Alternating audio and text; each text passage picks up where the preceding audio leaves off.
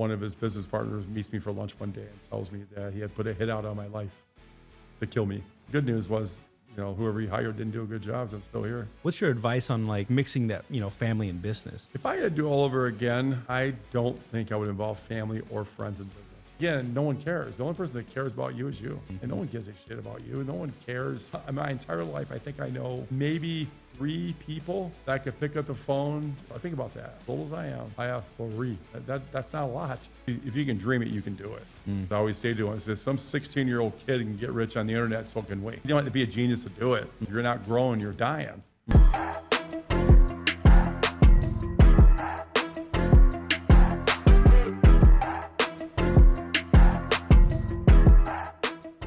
Hello, everybody. Welcome back to Nothing Fancy. My name is Kevin Salinas, and I'm here again with Greg Wier. How you doing, brother? I'm doing great, thank you. How you doing? Good. Thank you for driving down here and being on the podcast again. It's a little warmer than last time. It is. I've been listening to your book, and I just I'm full of questions. Like we said off camera, I just feel like you've just been casually dropping bombs. And but before we get to that, I want to talk about how's everything been since releasing the book.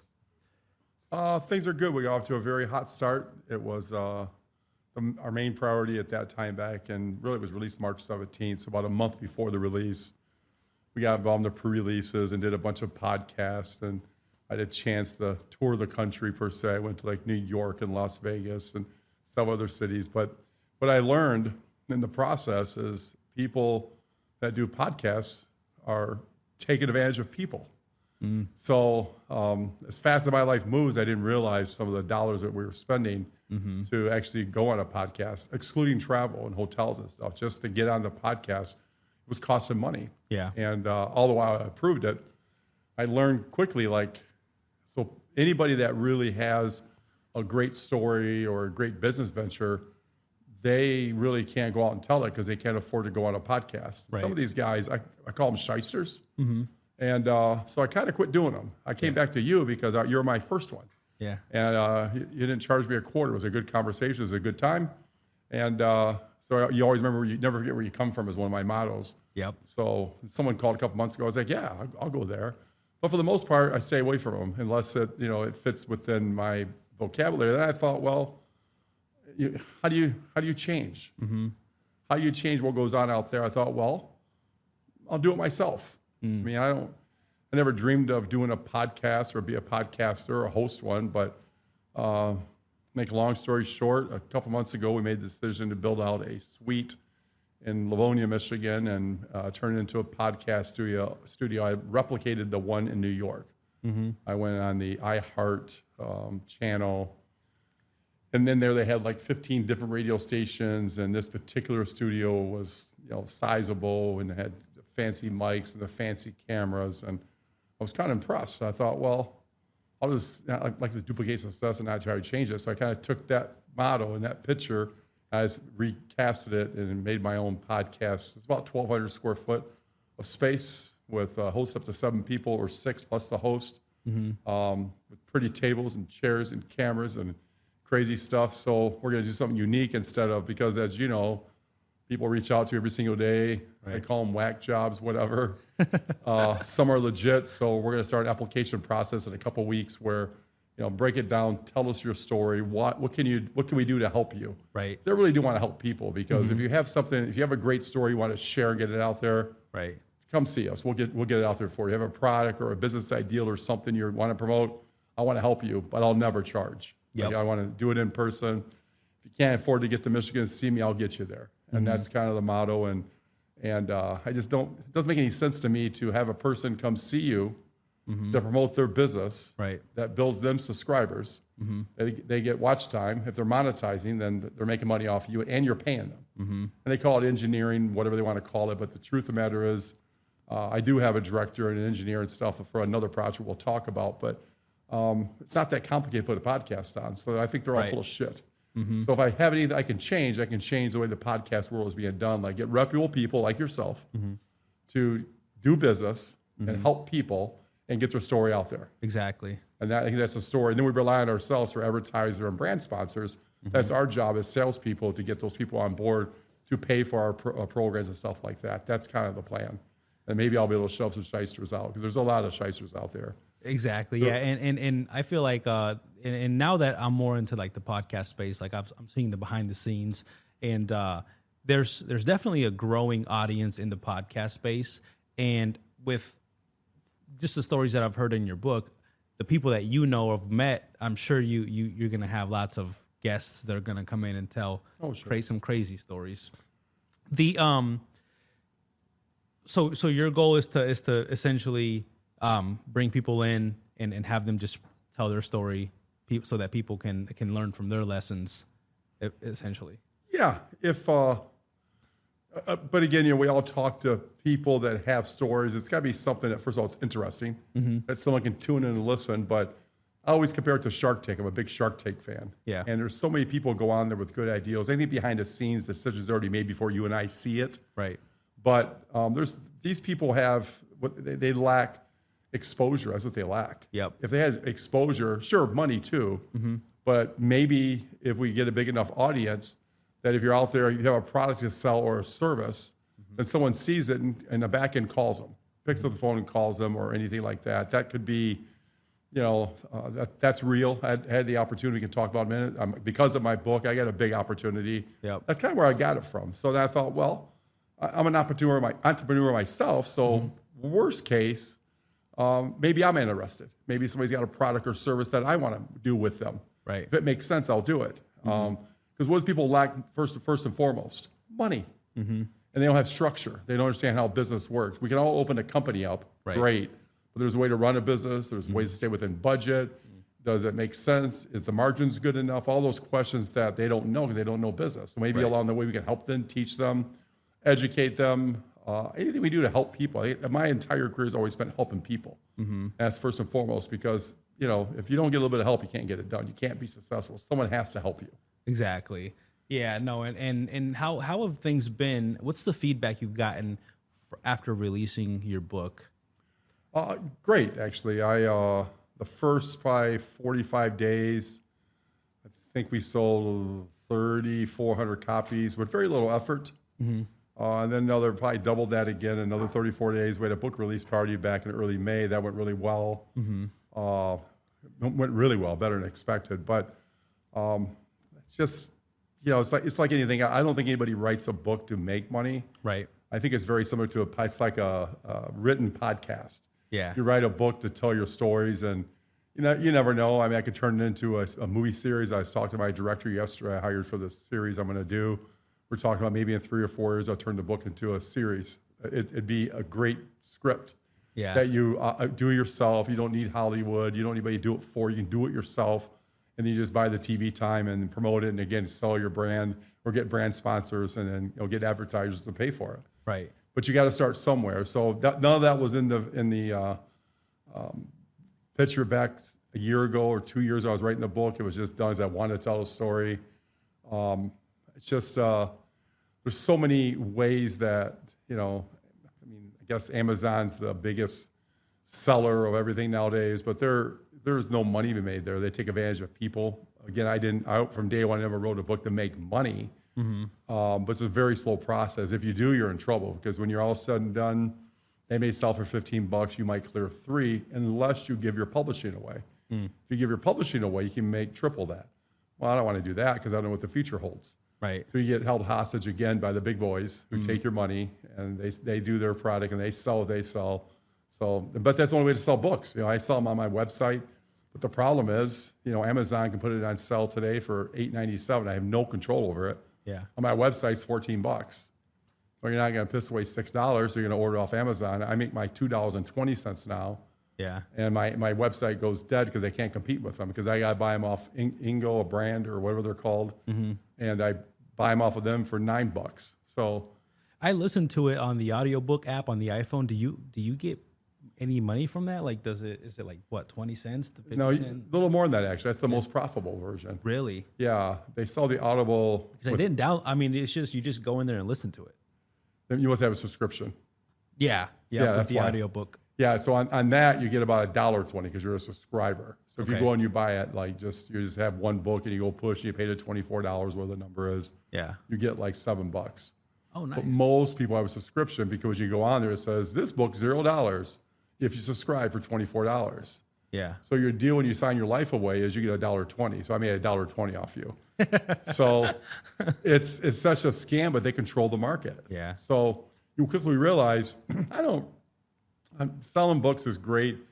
I got a Barnes & Noble offer the other day, actually this morning, and they're going to give you 35 books. They're going to put you in the store. You're going to sell 35. That's all you're limited to is 35 books. And then it counts you to 35 books. Well, I don't really give a shit. I'm not trying to win a contest how many books I sell. Right. But in exchange, you give them $1,500. And you sell them for $35 a piece. I'm sorry, it's 50 books, $35 a piece. Yep. So you're going to make $300. Okay. It's not worth my time to go sit at Barnes & Noble for 4 hours and sign my name to make $300 to sell 50 books and say I did. Yeah. I like organic growth. I don't like to create false numbers. And some people live on their egos and stuff. It's a good book. It's a great story. On the other side of the coin, working with people for a fee, of course, they'll tell you where to place your book and how it should be, like, business entrepreneurship. One of the big titles in there is I had to fight the FTC and the IRS. So I'm working with a lady now to steer that in the right direction. So people that are in business or business people that had problems, they can relate to that. So she'll focus that book. So there'll be a few hundred copies sold because of her, what she's doing. Yeah. She's more experienced in that than I am.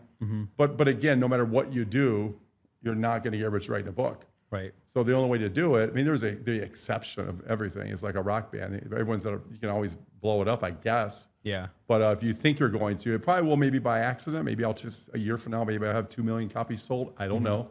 But it's because it's going to sell on merits. It's not going to be sold on bullshit. Right. When we ended our podcast last time, you said you were planning on dropping or releasing a second book and a third book. Is that still what you want to do? Yes, we're working on book number 2. I started about a month and a half ago. Oh, nice. I haven't decided. Well, actually, that's not true. I probably did decide next year my agreement to not compete in the security business is up, my 5 years. And it's my passion. It's what I'm good at. Yeah. So I'm going back into the business. But more importantly, I'm releasing that book August 22nd of 27. That's my 5-year anniversary. But I can be more open then. I can now talk about the behind the scenes and the schmucks of the corporate world and how people fuck people over and all that crazy stuff. And I was held to certain standards not to be sued. So this I just kind of laid low and talked about old stories. But there's a lot of current stories I left out. Wow, if that was laying low, then I'm excited to hear that was laying low. Yeah. What opportunities have came from releasing More Than Just Luck? The best one I got, which kind of made me think a little bit more about the podcast, was about 2 months ago on a Saturday night, I get a DM from an attorney, and he asked me to contact him. So it was a Saturday night, so I called him that night. And in his book, he had got my book, he had read the book, and he said, "Hey, I saw you worked at Vista Maria. I'm an attorney representing a group of girls that have allegations of both physical and sexual abuse and stuff like that. Wonder if you can help me at trial." And I said, "Sure. Yeah." So we set a lunch date up at a cigar bar about a week later, and you're always suspicious who calls you, who people are, and that kind of stuff. So I called my attorney and said, "Hey, can you do me a favor? You want to go to lunch?" He goes, "Sure." So we meet this guy named Moose, or Moose Law Firm. They're based out of New York. And he told us his story. And obviously I've testified in hundreds of court cases and that kind of crazy stuff. And of course, I can tell my story. I can repeat the story in the book. But I was curious as to whether he had anyone to, do his social medias or the story or the documentary and those type of things. And he didn't. He just didn't. Which I said, so after a couple more meetings, we asked if we could become that company to do that. By that time, we had formed a relationship with Trusty One. He goes, "Absolutely, sure, I love it." So make a long story short, we came to terms on an agreement where we have the rights to the story, to the Vista Maria story. We have rights to the girls that were abused, as much as they want to be involved. Right. The former co-workers and some of the other stories went on there.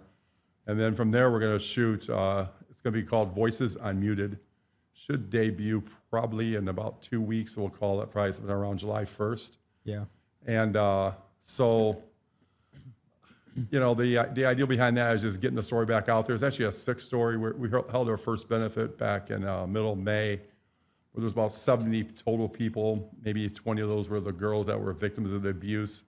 Again, both sexual and physical. And hearing the stories, and people a lady flew in from Chicago where her daughter had died there the same day as her release. Another lady flew in from, I think, Iowa, telling her stories. And Michigan has a unique, like most states do, there's like 20 that don't have statute of limitations. So Michigan is. So these girls, you hear these stories, they don't have nothing to gain. Some of these stories, it goes back as far as 40 years. So the stories are consistent from 1983 as they were in 2021. So the statute of limitation in Michigan is 10 years. So there's girls that are current. There's all these girls that was from the 80s, 90s, and early 2000s. And you hear these stories, and they're absolutely sad. I watch girls cry, leave, have mental breakdowns. First, getting into it from a business standpoint, doing videos and interviews and those type of things but all of a sudden it became like personal, like, wow, this really happened. Yeah. Like this happened in Dearborn Heights, Michigan. Right. And people just literally abuse these really throwaway girls. How people viewed them as they were violent or drug problems or whatever they were doing. They were teenagers, but they were still kids, supposed to be in a safe place, and they weren't. It still amazes me how those things happened 30, 40 years ago. They're still happening today. And it's like people, for whatever reason, are afraid to speak up about it. Yeah, no one believes in it, I don't think, neither. Like I said, what I got from it was you've got these people at their expense. They're coming in and telling their story. It's just an invitation that the law firm puts online, and they set up a dinner or whatever, and all these people just show up. There's an RSVP, but you have no clue who's coming. There's another one at the end of June. But I was surprised. And just talking to them casually, because I really don't have a role. Yeah. It's getting heating up each day, but back middle of May, we hadn't done one interview yet. We were just going there to basically introduce ourselves and who we were and what our role was. So talking to these women that 1983, and then 1993 is the same story, and then 2003 is the same story. Like, holy shit, this went on for decades. Yeah. And you're right. Everybody turned their head to it. Everyone turned their head to it. And no one believed him. Well, now they got to pay the piper, I guess. I'm not so sure how the litigation works, but I heard enough stories that I wouldn't want to be Vista Maria today, because that's going to come out. And I think since the end of the year, they closed down that part of the facility. Half of it's still open, but it's been around for 180 years. It's part of the Catholic Church. But they still haven't made any arrests? No, I don't. That's probably not their job. I don't think the attorneys, I can't speak for them, but I think they're just there to, unfortunately in America, the way you get justice in most cases is monetary awards or mental health. I mean, some of these girls, they had organizations there that night that, give just simple, see doctors. They have people who actually are volunteering their services to help these girls, mental health services. They've had suicides and everything else. So there's in these organizations to give them food, gas for a car, a baby stroller. Like a lot of these organizations just came to reach out and say, hey, these services are available. And we all live under a rock. We don't realize that this is real. People have real stories that happen to them. But even in the world, we all turn our head to it. We go down the street, we see a guy that's a bum. We don't know why he's out there not with a job, or why he doesn't shower, or why he can't work. And over the last few years, mental health became more awareness. But what's the source of it? What's the source of it? So hopefully, during our digging and our doing our interviews and all that good stuff, we can figure out why. Why wasn't it done? Did you tell your mom? I heard a story yesterday. I guess it was out on my director that does my stuff, my videos, said that about 10 years ago, some influencer, or they were called back then, was a medium comedian. So he's from Philadelphia, and he said, hey, I was abused at that church, and he pointed to this church. He's just walking and doing the live show from it, or a taping. And I was molested in that room, I told my dad and my mom, they both said, well, that's the church. That's what the church does. He went home and told his grandma, and the grandma was like, that's what the church does. And no one even cared. Yeah. He said, my mom's dead now, my dad's dead now, and everybody that molested him, he's dead. So I'm telling the story. So I haven't had time to find that yet on the internet. I'm going to. So I'm curious to watch it. But that's kind of when you hear these girls, the same thing, and no one cared. Like the police didn't care. No one believed them. And that's just the way it was. And the laws are so weird where, you know, at least in Michigan, if there was without telling their stories, I heard one where a particular girl during the abuse had get her leg broken. And in this process, they had to call an ambulance. Well, in Michigan, the security guy had to stay with her. Yeah. So when the police came to investigate it, they asked him to leave the room. He said, I can't because I have to stay with them. So here's the person who assaulted you in the room. You can't even tell your stories. You're afraid. Then they obviously put a cast on your leg and send you back. There's no way to win there. Right. So all that's got to be changed. So whether, you know, at the end of the day, you know, do something, you know, change. So one of the things I'll focus on is how to change this, how to change, like how these places that get away with abusing kids, Right. for God's sakes, you're sent there and our taxpayer dollars in these places to take care of them. But it gets a little bit deeper. You hear some stories where one girl was just shoplifting. That's all she did when she went to Kmart and stole some makeup. And a judge said, you know, no, you're going to go there. Her parents tried to get her out. Nope, she's staying there. She's staying there. We all know why. Money. So her parents ended up paying $300,000 for the duration of her stay because they had money. And the judge, you know, without making an accusation, if you dug into it, there's probably something there, whether he was given a payola or Right. whether he was on a golf tournament or dated the director, we don't know. Yeah. But how do you take a poor girl that's 13 years old, stole some makeup, and give her a 5-year sentence at a place being abused, and no one cared? Right. And story after story after story. So I'm excited when it goes to court. You know, I hope, you know, I'm sure when they're all said and done, and it goes to trial, more stories will come out. All mine I learned in one night, just at a little meet and greet where I don't know anybody. Yeah. That's the one thing I think is good about media is it kind of forces like the, you know, just the police to do something about, you know, specific things. Like if you see anything that's actually like investigated, it's because it's got media all over, right? There's news stations just covering it, and then it like kind of like forces like the local like police department to act on it essentially. Like just happened here in Toledo, you know, there was a shooting. It was on Fox, CNN, everything. Now they're investigating. They're looking for the, you know, but if it was just a regular shooting that was on a, you know, whatever, someone got killed, it just would have kind of been brushed under the rug. Right. Well, the Vista Maria story exploded a couple years ago. One of the girls had ran away. I don't know the whole story, but she ended up about 4 miles from the facility, living, I think she was 16 or 17, lived with a 62-year-old man who was later sentenced to prison, but she was happy living with him because she wasn't getting abused like she was there. Right. And she kind of blew the lid off. And then once she did, it kind of exploded. So WDIV, which is Channel 4 NBC in Detroit, reporter by the name of Erica Erickson picked up the story and ran with it. So she started investigating it, calling the state in and doing crazy stuff. And then, make a long story short, she was one of the main reasons why it was shut down at the end of 25. So she did her part in it. And then I just saw a couple weeks ago where she won the Investigative Reporter Story of the Year based on that story. So that's how it happened. It was a girl that ran away, Right. that got away, and then she fought not to go back. And I don't know where she's at now, but and then Erica ran with it, and there was a story that blew up on like a local level. Yeah. And then I guess the rest is history. But you know, you think about that, like just imagine as a child being sent to basically a school to rehabilitate you, to make Right. you better and get you go through life. And next thing you know, you live in fear every single night. Right. The stories are absolutely horrendous. I mean, I heard so much that night. It was absolutely crazy. But the saddest one was seeing the mother who came in and recited the morning. We're supposed to have her daughter on Christmas Day be out. She has turned 18 the day before, and she was waiting for her to basically come home. And the phone rang, and she was kind of excited, thinking maybe she had to go get her.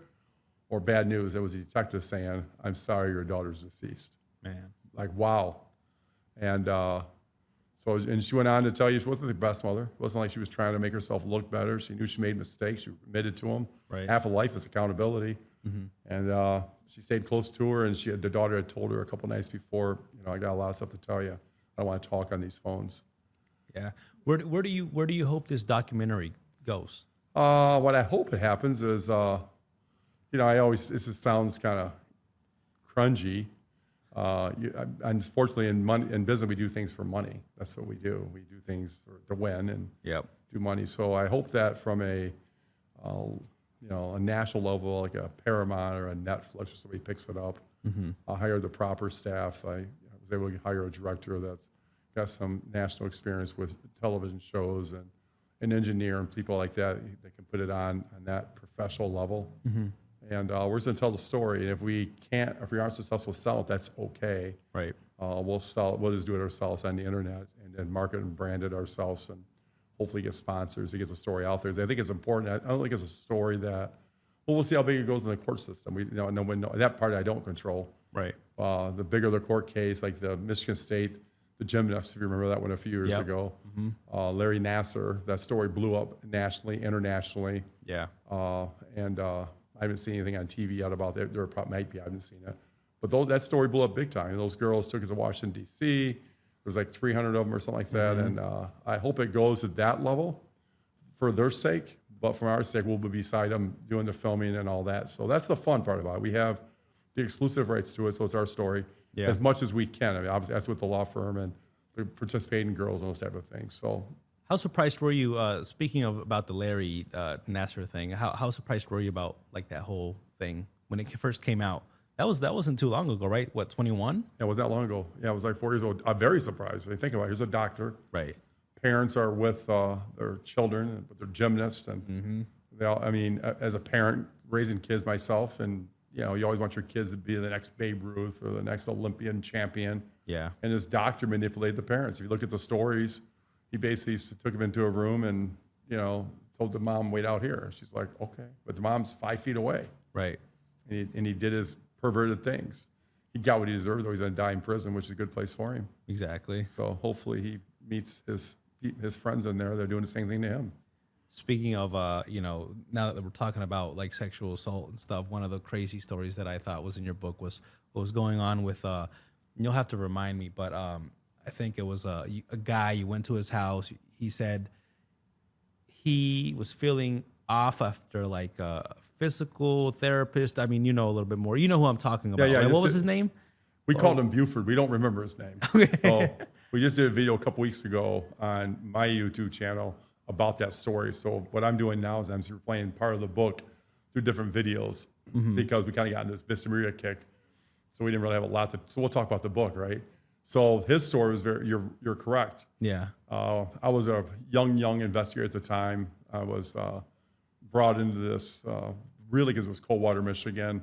The lead investigator really didn't want to drive 2 hours to deal with the place. He took me up there, introduced me to the guy. We're installing some cameras, but his story was like this therapist. And if you remember, look at the word therapist, the rapist. That's how it's spelled. So I always remember that one. It's kind of a fun fact for the day. So I think a therapist, as crude as it sounds, just think how it's spelled, the rapist. Right. Goes to this man's house, and the MO was to go to his kitchen, get them both iced tea or lemonade, whatever it was, and then they would drink it. He would pass out, and then he literally would sexually assault him. And the guy would wake up, feeling froggy. A couple of times he was on the ground. A couple of times he wasn't. Couldn't figure out what was going on. So that particular case, I put 2 cameras. Only because we had them. We were small at the time, so we put 2 cameras there. And in those days, you had to go and exchange the VCR tape out and replace it. And so I had like 2 or 3 that I took to my house. And one night I'm watching this thing, and there it is. So it's like 11, 12 o'clock at night. I got to call the lead investigator, a guy named Pat Hudgens. And next thing we called the state police. And we have to go to Coldwater, Michigan, turn the tapes over. And that doctor ended up going to prison for, I think it was like 80 years or something. And then there was a monetary trial too where he made a ton of money. But money doesn't replace that kind of abuse. Right. It just doesn't. Same thing with Vista Maria. Money's not going to replace the mental anguish and the nightmares and the emotions of that kind of stuff. Money's just one of the things. That's how you get it. You hope to put them out of business. That's what you hope. That doctor went to prison. Yeah. Larry Nasser went to prison. Hopefully Vista Maria people go to prison. Yeah. And that's how you get rid of people. Yeah, that story in the Vista Maria, they were just so crazy. I was like, oh my, like, just wild, honestly. And you were just casually just talking about them. Yeah. I want to talk a little bit about betrayal because it seems like you've been through a lot of betrayal. How do you trust people after everything you've been through? You don't actually. You don't. As you get, everybody no matter who you meet, anybody go online today. I live a very extravagant lifestyle. I have fancy houses and fancy cars, and really, I have money. I like to spend it. I just like to, we don't get tomorrow's not guaranteed. It's kind of the image I've always had. And so any asshole can go online and go to IRS.gov, whatever, and say, oh my God, Greg Wier is this horrible person. So you have to go to this IRS. Oh, that's consistent. No matter who you meet, they're pieces of shit that do that. Cost me money. Then at the end, most of it comes out right. We have CPAs and stuff do our job. That's one way. Other ways, you really don't. Your circle of people are your circle of people. Because if you meet somebody tomorrow, you don't know if they're meeting you because they like the car you drive or the house you live into, or are they going to rob you? So you really don't meet new people. If you do, you just keep them away from yourself. So you're kind of inner circle boxed in. And then obviously you got to worry about somebody setting you up. You know, if you want to meet for dinner? Right. No, you don't go because they get in your car, you get shot or something for a watch on your wrist or a ring on your finger or the thousands of dollars you might have in your pocket. People will kill you, so you got to be careful there. So my life center it's very simple. It's unfortunately I've had 2 or 3 like serious people wanting to kill me. Yep. I avoided that and survived that, I should say. So really, just you keep around your same circle and those people that you trust. And that's at my level. I couldn't imagine being like at a musician level, a superstar or a movie star, or Right. some of these CEOs of these big companies. They live the same life I do or worse. At least in my world, I got the gates and the cameras and I own a lot of guns. So it's like, what are you going to do? I won't ever use one. I won't ever hurt nobody, but you just got to be careful. That's life. And that's, or I could live in a box and, drive a Volkswagen and no one know the difference, but I don't.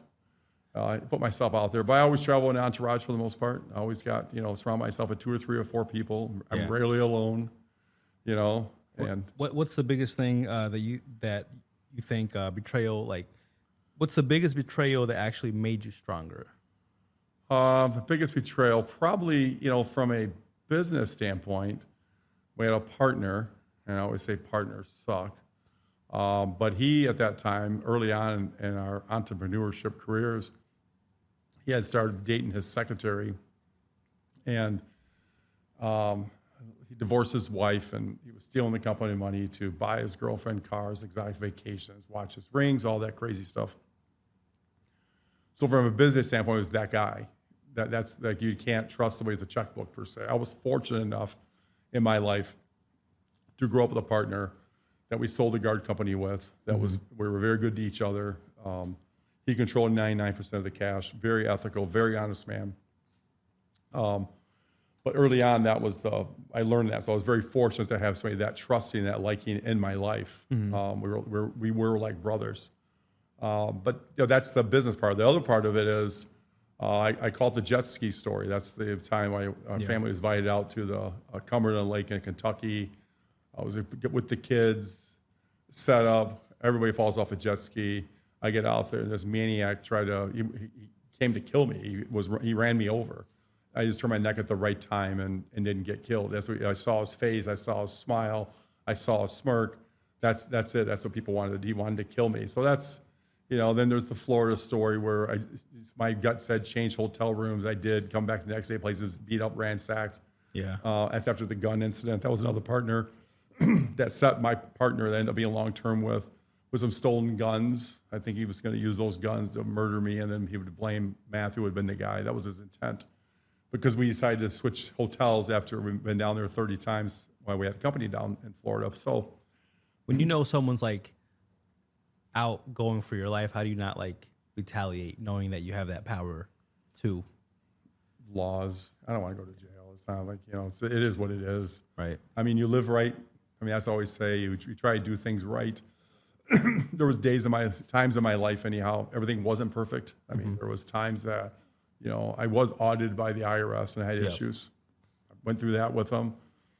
They're not bad people. They try to teach you how to do it right. You listen to them. Yeah. So when they come, they have to come. If somebody complains, they have to come. It's like a complaint from the police. If they feel you got, an issue going on at your house, they come investigate. That's fine. Just don't take it personal. It's like, there's nothing you can do. I mean, I don't want to go out and start a turf war, that kind of. Could I? Sure.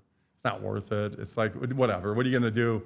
And cameras everywhere. I mean, you'll get caught out. I mean, getting caught, you kill me. That's a different conversation. I want to die. But, if it's that important to you, I lay low nowadays. I don't, like I said, the business wars, Right. those are pretty much done. I mean, I'm entering the business next year.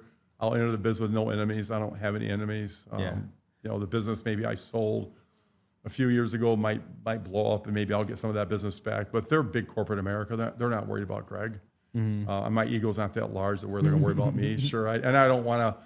I like them, so I'm not out here hating on them or anything. So it's just a business I'm good at, and I'll get back into it. But yeah, nothing's worth going to jail over. A lot of people, you see it all the time. This weekend, the incident in Toledo referring to is probably 2 young kids. Right. They had an altercation, not realizing that decision is going to ruin their life. Saw the kid yesterday who was sentenced to 35 years in prison for stabbing the track star at a track meet. 35 years. He's 17 when it happened.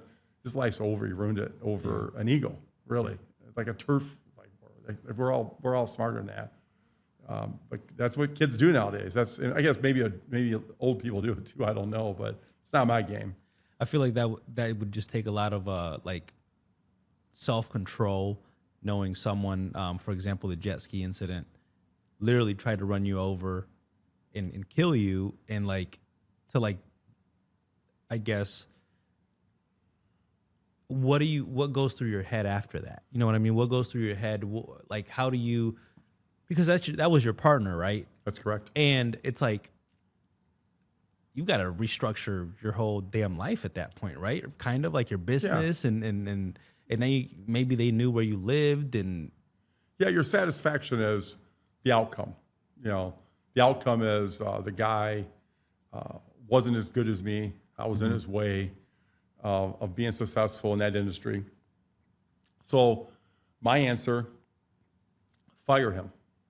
So it was gratification and a good feeling that I was able to plan, get my own license, get customers on my side, and one day take him to Baker Square and say, hey, you're fired. That absolutely devastated him. I ruined his day. I ruined his month. I ruined his life. His secretary left him. Who knows where he's at today? And that was driving force. So the end, and I always tell people, it's not the beginning. It's not the middle. It's the end that matters. So in the end, bye-bye, baby. He got his. And he's right where he belongs. So he suffered the rest of his life getting a job. We were making tons of money. The future was bright. He had to start over. And at that time, he was probably 45. So starting at 45 with really no skills. He was going to law school. We were paying for it. So that probably had to stop. Last time I heard, he was in Carmel, Indiana, working at Staples. Not a good future. So he paid the price. He went from, a lifestyle to Staples. So good luck to him. That makes you feel good. That's better than probably a turf war. He says working at Staples. And as I was reading through your book again, listening to your book, you've been through a lot of setbacks. Like, what's the difference between you, who's always gotten back up, and people who can never recover from setbacks? I think a lot of people, they don't believe in themselves. I mean, if everything was easy, everyone would do it. Right. So it's difficult to run a marathon. People think it's easy. People never ask you. They may be jealous of the car you drive or the house you live into or the vacation you took, but what did you do to get there? Right. They're jealous, but you won't do it because you and I both know, to this day, I work 12 to 15 hours a day, 6-7 days a week. I laugh at people that can't run the race. So what do? They can't. They have to overcome obstacles. But quite honestly, in today's soft world, where they got work-life balance, there's no such thing as work-life balance if you want to be a successful entrepreneur. If you want to be. If you just want to live in a 1,500 square foot house with a white picket fence and drive 2 Buicks and raise 2 kids that you're going to allow them to do whatever in life, then you can do that. But it depends what you aspire to be or do. We're here once on earth. I love financial freedom. If nothing else, there's nothing better than financial freedom. Spend every day like it's your last day, because it could be. Right. So why not live life the way you want to live life? People rely on 401ks. I saw the stock market down today 700 points. If you had a 401k today, you're depressed. Like you rely on that up and down. Right. You rely on Social Security. You turn on the news, it's going broke. have a plan, but people can't get back out because they have excuses, because it's hard to run a marathon. And that's all business is run a marathon. Working for corporate America, or working for the man they call it, or working for whoever, I realize that's it, but that's kind of robotic, in a way, slavery. If you think about it, you're told to be when to be at work. You're told when you can go to lunch. You're told when you can get off. You're told what your days off are. That's pretty much slavery. It's corporate slavery, legal. And then along the way, we're going to give you, 10 PTO days and 2 weeks vacation. Okay. But they own you, basically. You're owned by corporate America. If you don't do what I say, you're fired. Right. Think how fucked up that is. Yeah. And that's how we're raised. Our parents told us to do that. Our parents said, go to General Motors, go to Ford, get this job, work in a sweat box. If you're unhappy, call the union. Okay. But now, next thing you know, you die at 50 years old of a heart attack. You went bankrupt 3 times, and one of the 3 kids weren't fuck-ups. One turned out good and 2 was bad. And it's okay in America. You're good. I saw yesterday in Livonia, 4 people got killed. I was watching this news on it. 22-year-old kid goes and kills his brother and his girlfriend first. Then he goes and he kills his mom and dad. What? Okay, so they can't give me parent advice. I mean, it's just like, it's, who knows what ran through a kid's mind. They said there was no form of mental health problems. There had been no cause to the house. So where's the indicators? There is none. So that was probably, I don't know the outcome. Right. But if I had to guess, he's probably disciplined a little bit, probably told to get a job, soft. Thought his mom and dad was being mean to him, and he wanted to retaliate. That was his answer, probably. Right. So how do you? I think a lot of entrepreneurs, like even like myself, as I was just listening to your book, are just scared of like everything that you've literally you're a perfect example of like everything that you've been through has been so crazy. Like 2005 to 2010, you invested so much money into different things that didn't work out, and then you had to restart basically in 2011. Correct? How, like, is that harder than when you first started? Because now you've felt what having millions and this and that has been been like what's harder, like restarting or starting from the very beginning, or then losing it all and restarting again? I think one thing people can't take away from you is experience. So every time you fall down, it's like riding a bike. You get back on and ride it. It's easier to try it a second time. So I think every time you fail, you learn something. So I would say for sure it's harder at the beginning than in the middle or the end, because now if something goes bump, we have an answer. We have a solution, because every problem there should be a solution. And I think it's easier. When you first start out, you kind of like going through a haunted forest or something, or the maze. You're trying to figure yourself out, and you're walking through. Right. But once you've been through the maze enough times, pretty much life's the same thing every day. Business problems are the same thing every day. The problems you hear or see are like the guard business. Client calls, the guard's sleeping, he's stealing, he walked out posed. It's one of those 3 usually. So it's pretty much common. So you have an answer. You got backup people, you have support people. So everything becomes easier. If you have a financial struggle, hope your relationship with the bank, maybe you got to borrow some money this week because you knew the guy at the bank. Now you have a banker. 30 years ago, you didn't. If your car breaks down, overheats, the guy at the dealership, now you got a relationship, you can get a new car tomorrow. So it's easier, I think. I think as you get older and there are more times you fail, so I don't think anybody can say that they were just all of a sudden woke up with a silver spoon. Life was wonderful. Right. You have to fail. So failing is kind of fun in a way. It wasn't at the time. But if you go back in some of the stories and some of the stories in the book, I go into the music business. I mean, if I could do it all over again, I would have the next, Britney Spears, because I learned so much in that business. Yeah. Because you watch the ego, it doesn't get out of the way because you controlled it, you got caught up in the moment. You allowed the artist to control the situation. Yeah. There were a lot of things you would change, you would do different. It's no different, but I did learn as I got into the influencing world, and I was out in the world with the 50 States guy, and we ended up dropping him after a couple seasons. There was another guy named Alan Farrell. We're in court at the end of July. We're suing him because he decided he didn't want to pay us. Okay, no big deal. We'll just sue you, see what happens. And some jury comes back with a verdict, hopefully in our favor. But I wouldn't have known that 30 or 40 years ago or 30 years ago in the music business. 30 years ago in the music business, the guy dropped his ball and decided to sleep with the girl in Chicago and not work. Right. And that label dropped him. I was like, okay, we lost. I'm okay. But now I'd plan for that more. So I think it's easier as you get older and the more times you fail, because I think everyone should diversify. You can't rely on one thing. Right. I think that's a mistake people make. They rely upon one employer. They rely upon, one pension or whatever they rely upon. What happens if that goes away? Right. What happens if you're, 27? My dad was at General Motors for 29 years, I think 8 months.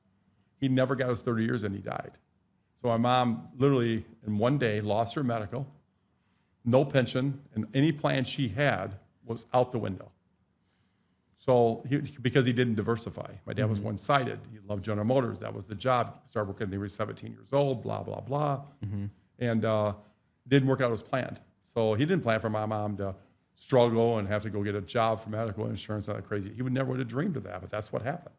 Back when I was 10, 11 years old, I would think to myself, I'd be like, if I have, 3 to 4 sources of income, like I'll be good. And fast forward to now, and it feels like 3 or 4 sources of income, and I'm still barely surviving. Oh, yeah. Like, isn't it crazy, like how the economy has changed? Oh yeah. To that extent that it's like you have to have. You're underwater if you don't have 3 or 4 different sources of income. And anybody that I know has a full-time job and a side gig, whether it's DoorDash or whatever else, and I'm like, it just seems like everybody's out here just trying to literally survive. It's hard. I don't know how people do it. I look sometimes and wonder how people live, how they afford these houses. You look at the median income is, in Michigan at least, it's like $71,000 a year. If you times that by 2, it's $142 for a couple with 2 kids or 3 kids. Take the house payment, a couple car payments. Car insurance is outrageous. Groceries are outrageous. How they afford to live? They get credit card bills. They run them up. When you run that one up, order another one. That's why consumer debt is into the billions of dollars. I think $1 trillion. I think it reached $1 trillion last month. But people live for today only. That's what they're doing, and that's just the way. I couldn't imagine having a house payment. Obviously, we all had house payments growing up, but they were tough to make. I made mine sometimes on the 30th day. That's why I lived my first 20 years of adulthood. Before it went to 30 or being late 30 days, I paid the bill on the 30th day. And sometimes in those worlds, you write the check on the 30th day. The check was no good until Friday, and hopefully it didn't clear. A couple times it bounced. But that's life. But people don't have those kind of balls no more. People live because of fear or whatever. And then let's not forget about what controls the world. Every place now, weed's legal. So the big cool thing now is you smoke your weed. What's weed? Weed's a demotivator. But name me one good successful person that runs a business that smokes weed. That can tell you they're wealthy. I don't know one. I know a lot of people smoke weed. I don't know one that motivates himself every single day because that's what they do. So everyone's out there getting high now. Look at the weed shops. They're out. The line's out the door on a Saturday morning. Go to Ann Arbor. 75 people in line. What do you think they're going home tonight doing? Living life. And that's their bubble. They live in a bubble. That's how they feel safe and secure. They legalized it. I never smoked a shit, so it's not my game. But Kind of going back to the failures that you've been through. Now that you're in a position, for example, you dabbled into the music industry and you learned a lot. How now that you're able to do it again, why don't you? Like why don't you go back and say, you know what, let me try this again but better? The real reason why, the only reason is the industry's changed. I mean, when CDs was your product you could sell, there's only really, one way to get really rich in the world is a product. You have to have a product. Yeah. That's a good thing about a book. But CDs, no one's buying CDs no more. Yeah. So now you're getting like influencer gets, or you and I get on YouTube, you're getting a quarter cent for every time somebody listens to your song on Spotify. So you can go do it 1 million spends this week, but you're only going to make $33. Who's going to? And now there's studios that you're making their houses. People just can go in their phone and make a song. Producers, they're still out there, but there's better producers off their Apple phone. I mean, it's just the way it works now. The whole industry's changed. Yeah. And now if you want to blow up, you can just go on YouTube and sing your song, and most likely whatever, they don't need us no more. The artist doesn't need us no more. I think several of them have proved it. So the industry's changed. Like most things have changed. That's the problem. A lot of people haven't changed. So I would be dumb to get back into it. I can license a song. We got into the vinyl record business probably about 10 years ago. And we're doing fine with it. And it was at the peak of its height at the time. Well, it's still popular, but you go on, you license, say the Kiss Live, Detroit, Michigan. You could license that for $2,500, but you only can put out 1,000 copies. You got to sell your record You hope there's a thing called record release day or record store release day. You hope they pick your album to come out. You redo the artwork a little bit, and you make yourself $8,000 or $10,000. Well, now, because everyone's broke, the economy sucks, are you willing to put up $30,000 for a record release day that may only sell 300 or order? Now you lose $20,000. It's not worth it. It becomes not worth it. Right. So I would rather good at alarm business I own. I'll probably get back into the security guard business. Those are two things I know really, really well, where it's comfortable. I can parlay those dollars into ventures that are high risk. Yeah. And that's really the secret to it is, just because I make a lot of money in the security guard business, great. I love developing people like that. The most exciting thing to me is making something out of somebody. If you go back in history, most of my employees that I developed over the years, although most don't appreciate it now, they wouldn't be where they're at without me. Same thing in the current business I'm in now, getting back into it. I got to develop a new team. Some I'm fortunate. I got good people around me now and I pay really well. I've always paid 50 to 100% more than industry average. I always had the best cars, the best lunches, the best trips, everything. We did everything right as far as trying to encourage people and motivate people. They're not living that life today. They're living whatever life. So I think as long as you do those things and then you now have the money to try something else. Like it's like my son-in-law runs the alarm business. It makes me happy. My son ran it for a number of years, made enough money and said, you know what, I'm going to move to Florida. I want to go live my life on vacation every day. So he has a great job down there. He's doing well for himself. It's happy for me, for my son-in-law, I make a ton of money. I got grandkids. They're happy. Everyone's happy. When I'm long gone, I hope he and Sean, everybody else runs the company and still continue to make a lot of money. Right. But some people are just so greedy. That's another thing. I always say greed kills. And people don't, they're just so damn greedy. That's what it comes down to. You ever go out to dinner at a restaurant and so there's a check laying there, no one picks it up, waiting for you to touch it, like, and you can give yourself about $100. And it's like, I'm going to see if he gets it. To me, it's a game. No one touches that check.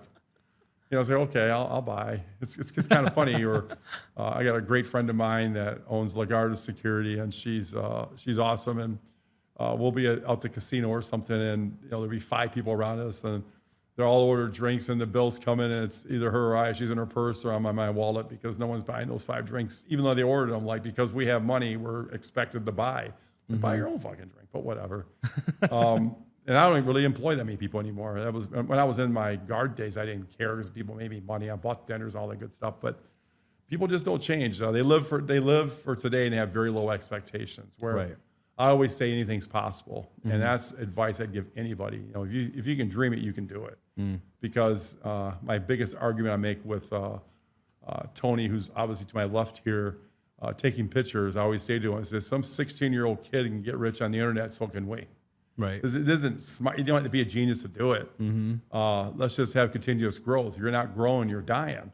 So if I have a video out tomorrow and I get 200 views, it's organic. I'm happy. It's and next week I want 210. Then I want 220, and so on and so forth. As long as I'm progressing, then I'm happy.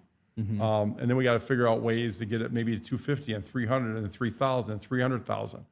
We'll get there. And it's not done overnight. I'm very patient. I realize if it was easy, everyone would do it. Yeah. So let's just do it the right way. Let's build something quality.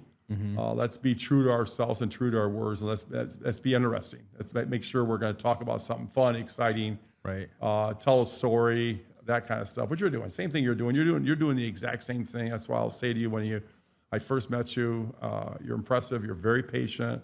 You pick and choose. Your stuff's quality. You'll get there at the end. I mean, and that's what matters at the end. Whether, your friends got, 10,000 views this week, who cares? It doesn't matter. In the end, you'll catch up. You'll bypass him. And if you're like me, I'm always looking at how can we improve. Literally on a weekly basis, I'm like, okay, what did we do last week that we can improve this week? And is that how you are? Same way. One of Tony's jobs, or we look at the views, the engagement time. What can we do to make people watch it longer? How many books we sold this week? What can we do to sell more books? What can we do to promote it? All we do. That's what analytics. Everything's all numbers. As long as we're going this way, that's fine. If we're going this way, That concerns me. That's their job, is to figure out what can we do to fix it. Our newest one is we're giving away books because we're in groups of people all the time, 25, 30. I told you about the Vista Maria meeting. I tried it there for the first time. I think that the book's very motivating. Tells a lot of great business stories, a lot of failures. So life wasn't always good. And I figured out, you know what? I hope they read it. I did talk to them about it. It's free. You can have it. Yeah. Boy, they all took it. I signed my name for an hour. Like, I got tired of signing my name. And then I went to another meeting with about 30 people, gave it away to. I ordered another 100. I get them at the author rate, I guess, $5.77. I felt so privileged. And I ordered another 100. I'll give those away. And the reason why is I didn't do it for money.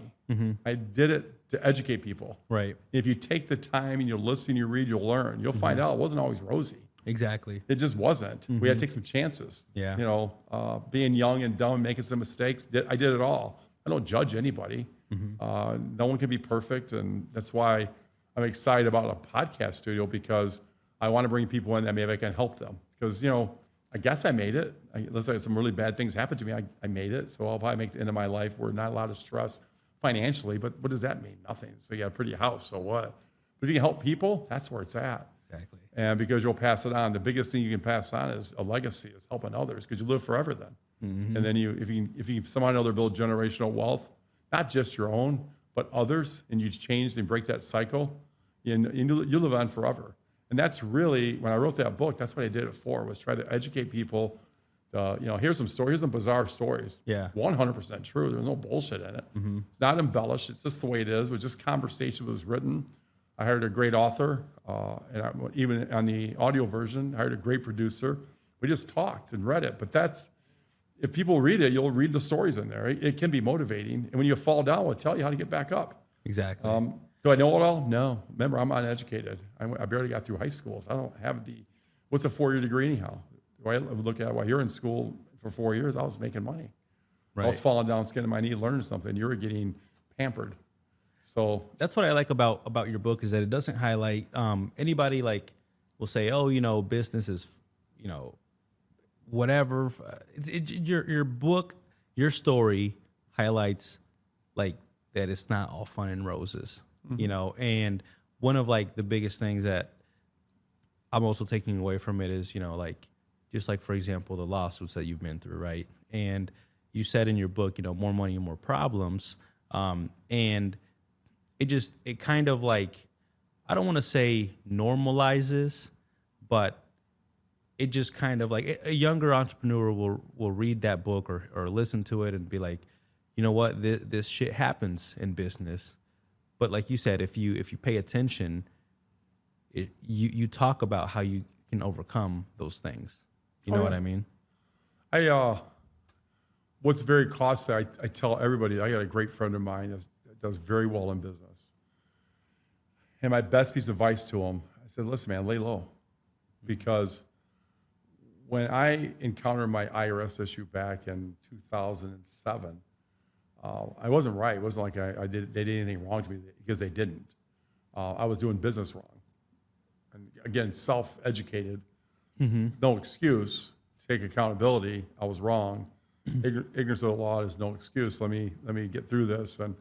But the cost of that was so much. I'm not mad about it, because it taught me a lot. But at the same time, if I lived life low, I'd been off the radar. Like, don't expose yourself. Keep yourself low. Get yourself in a decent house, and there's no reason to go out and buy a 10,000 square foot house or drive fancy cars, because your neighbor's calling them. It's too easy. Just go on the line. You can just do it online. And they say you get 10% what we collect.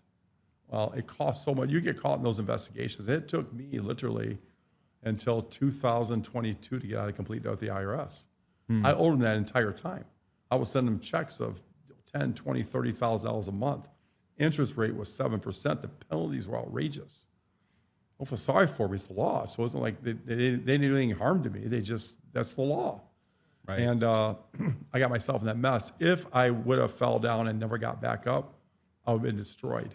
But I had no choice but to move forward, because I had that debt. I don't want to owe the government a ton of money.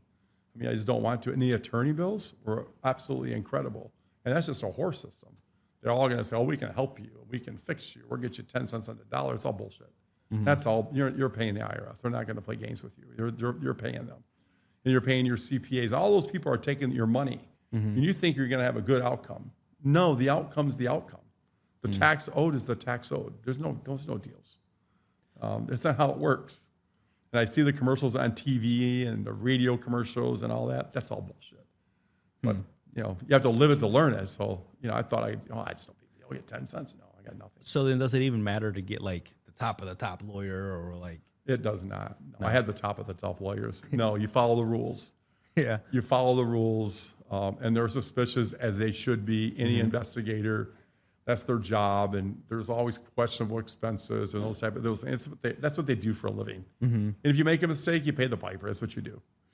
Just always report your revenue. I always tell people, always report your income. First and foremost, report your income. As long as you report your income, the rest we can talk about. Right. Whether that trip was a write-off or that office spaces, that's a conversation, and ultimately someone there at that level, they agree upon it. But as far as, report your income, and that's one thing I'm always proud of. I always report my income.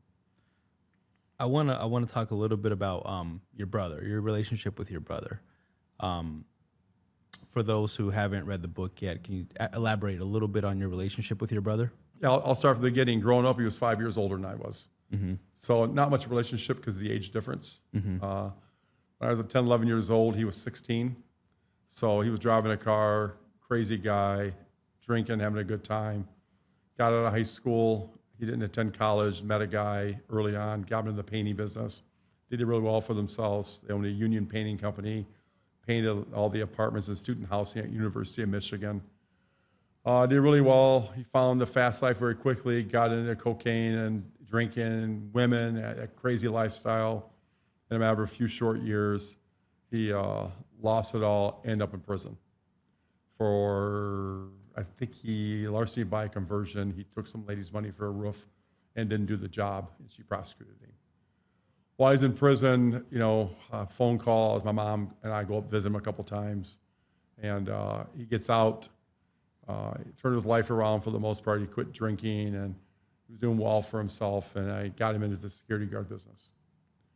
And we were thick as thieves for a long time, from probably 2000 until 2005 when I sold.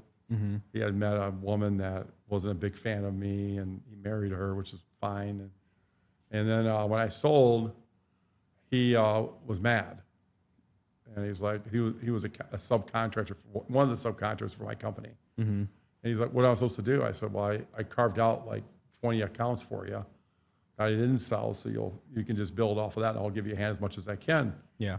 Instead, he turned like gangster on me, and he went crazy and started this big family feud and wanted to fight me and all that good stuff. But anyways, we went through like 4 years of hell, of not whatever. So finally, in the last year, he was diagnosed with colon cancer.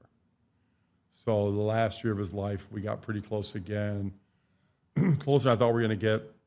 And then he died. He died at age 50. And then after he passed away, and there's still scars from everything that happened before. One of his business partners meets me for lunch one day and tells me that he had put a hit out on my life to kill me. So, and then as I dug into it, come to find out, when he lived with my mom before he went to prison, he was abusing her, and his partner, or his best friend at the time, they lived with her, and they got money off of her. He was kind of violent with her, and so good news was, whoever he hired didn't do a good job, so I'm still here. So that was kind of heartbreaking. But I always thought he was kind of shyster anyhow. He had his own ups and downs, in and out of jail. Yeah. Severe alcoholism problem, drugs. That was his life. Do you think he looked at like life a lot differently than you did? Oh, for sure. I think that he lived for the moment. I think we have an addiction like that, whether it be drugs or alcohol. You're probably just a horrible person by your nature, because you got to support your habit. Right. If you're going to go and beat your mom up or steal from her, that's crazy. or pawn stuff. I mean, there's a lot of stories there. And then you ultimately, because your brother sold his company, you should be proud of him, be happy for him. And I would have helped him grow his business again. But instead, you're going to hire somebody to go kill me for what? What's the purpose? Right. And, those are the days. You look back now. But in the last year, always, again, it's the end that matters. Last year, I think we got through to each other. I remember the last couple months, he came over to me, and he was, living his die with dignity, and he couldn't pay his health insurance premium, so I paid him for him up to the day he died. I did a lot for him, but it was fun. In those 5-6 years we got along, it was fun. It was great going. We gambled a lot. We'd go to the casinos in Windsor and have dinners and early morning breakfast, those type of things. I never had a brother, so having a brother was cool. But then he was gone as quick as he came in my life. He was back out again. But that was how life was. So, what's your advice on like anybody that like mixing that family and business? And I know you've got your son-in-law now running your company, but what's your advice? Are you scared that hopefully things don't turn like how they did with your brother? if I had to do it all over again, I don't think I would involve family or friends in business.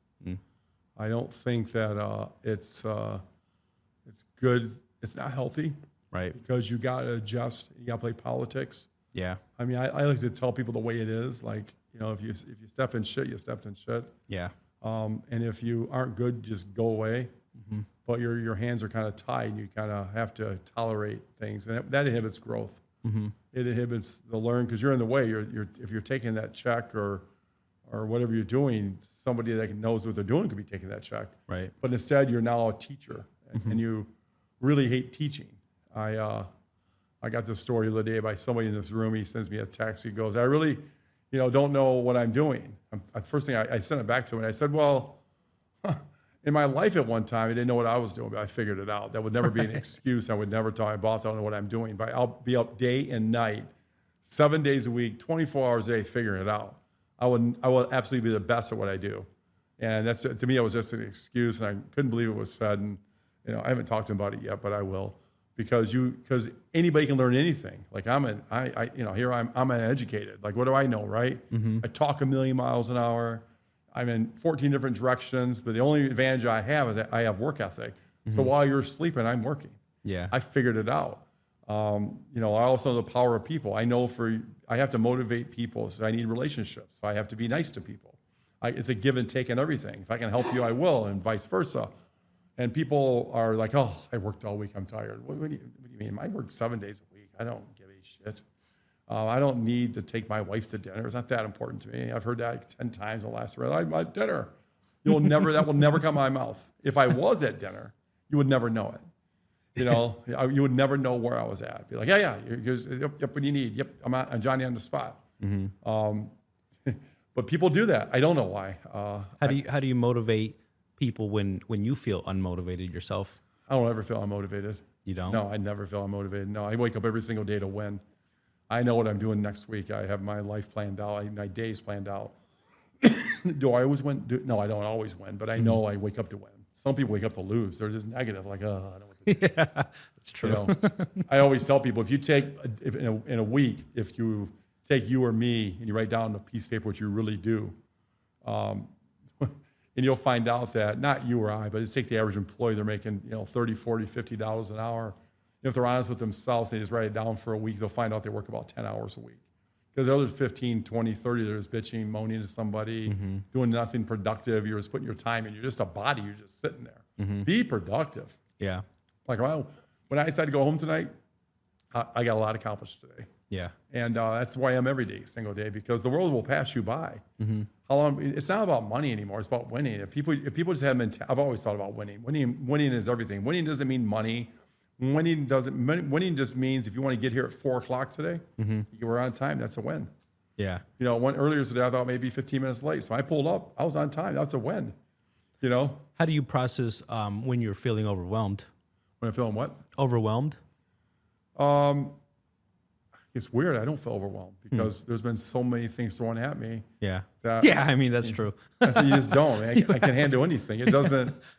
I mean, what's the worst case scenario? I mean, overwhelmed. I mean, it's every day. But what I could tolerate every single day would probably destroy most people because they're weak. Because especially the generation that's coming up now between the ages of 18 and probably 35 years old. That's a different generation. Like you can't even yell at people anymore. Like my style was people called like a bully style. Like now I want to make sure I want to teach everything I know, and you can't be a pussy. So let me teach you how to do this and how to talk to people. Right. You walk into a room and a guy says my check's wrong. You go, well, let me get my boss, see what I can do. He's probably gonna whoop your ass because he wants to feed his kid tonight. Right. So you got to walk with a different personality. Like, listen, man, let me check. Give me a few fucking minutes. I'll figure this out. Yeah. It's the way you handle it. You're gonna take care of the problem, but the world's so soft. It's just a soft world. It's because of what's out there in the first place. It's like, how do we go through life? This country wasn't built on soft or weak. Right. It's just because everyone wants to, do whatever. I watched this video this morning. My brother-in-law owns a guard company, and this guy's at Planet Fitness, and he's getting mistreated. So some white girl's talking to this black guy, and come to find out he does it all the time. And she's got her hands in her pocket. She might weigh 100 pounds soaking wet. And she's like, "Can I see some ID, please?" He's like, "Why?" And she falls for it. She's dumb. She falls into this category. And next thing you know, they're going inside Planet Fitness, and the video had 505,000 views in 24 hours. Because the guy used it. You fell in that trap. Who taught the guy to do that? Like, I remember being discriminated against as a young kid. I remember going to the Bombay Bicycle with my wife, and I was dressed in a Chicago Bears sweatshirt. It was a bougie-ass restaurant, and they asked us to leave. I'm like, why? You're not dressed properly. Like, what? I was kicked out. I didn't put that on camera, but nowadays we're taught that. You're not treated right, just put it on camera. Right. The poor cops out there, you can't pull nobody over anymore. They got dash cam. I want to see a supervisor. In my world, they put a gun to your head. It had nothing to do with black or white. It was like, hey, punk, get out of the car. Get out of the car, get your hands against the car, stand against the car. I was 18 years old, 16 years old. If I went to my dad would probably punch me in the mouth because the cop had to mistreat me. But nowadays, there's dash cams everywhere. Like that's how kids are taught nowadays. Like, come on. So how are you getting your tough skin? You're not. Right. So even if you go through life, you're never going to be what you could have become because you're always trying to get somebody in trouble or trying to get a dash camera, a video. That's what sensationalizes everything. Yesterday, the kid that got found guilty of murder, look at the people protesting at the courthouse. Oh, there wasn't. There was probably 60 people there. I bet you 30 of those were reporters. Right. They wanted to magnify this court case, pit one against the other. People are too stupid to see it. Right. So people buy that bullshit off social media. It's like they also use like the Donald Trump and the Joe Biden thing. They just make it such a big deal. Like those guys are rich. They're both very good. They're great politicians. Who cares? It's like you love the Giants. I like the Cowboys. It's fine. Yeah. But they want to separate everybody. It's the design of America. And so many people fall into that trap. And then next thing you know, people are losing their jobs, their families, their brothers, sisters, whoever, because you voted for Donald Trump. Oh, you must be like into sex offenders. Then you come to find out in the news the chick was paid off to some party to say she was raped 30 years ago. Do I give a shit? No, it doesn't affect my life any. Right. That's because they have bigger wars out there, but people don't see that. They're trying to use me and you to fight their internal wars to get something passed or whatever. I don't know. They're not bothering me, so how does it affect my life? You think that's why they're trying to separate people and have everybody divided on politics or whatever, war or whatever it is? The biggest business manipulators in the world, or the biggest plan in any business, it's called conquer and separate. So in corporate America, it starts at that level. If you and I work together and she's the boss, her job is to make sure she conquers and separates. So she'll be more friendly towards, say, you than me. So as long as you have a relationship with her, then I'll get nowhere. It's called conquer and separate. It's the same thing they're doing in America now. It's been going on now for years. And that's what it's a game. It's a game that's played. And and if you, I don't know, behind the scenes, you take whether you watch Fox News or CNN, whatever, but they all have views. It's kind of funny. And I call them bought and paid for whores. That's what they are. Because you can be on whatever your views are. Now I can't sell my soul, so I don't have an opinion. I don't know Donald Trump well enough to endorse him. I don't know, but do I think he's good or bad? Depends who's running at the time. Right. I don't know. But does my vote really count? Not really. It's electoral votes in the first place. So I don't have a choice.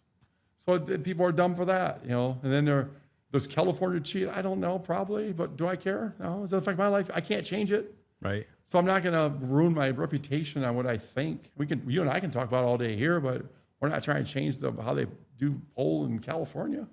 Yeah. Do you think people let politics affect them way too much? In the last 10 years, yes, way, Yeah. way too much. I mean, I don't understand how serious it got. It is what it is. I mean, we have to trust our elections. We have to. That's all we have. Whether something was stolen or not, I don't know. Right. I couldn't tell you. I'm not that close to it. Right. I don't get caught up in it. I vote every single election. That's all I can do. The outcome, I don't control the outcome.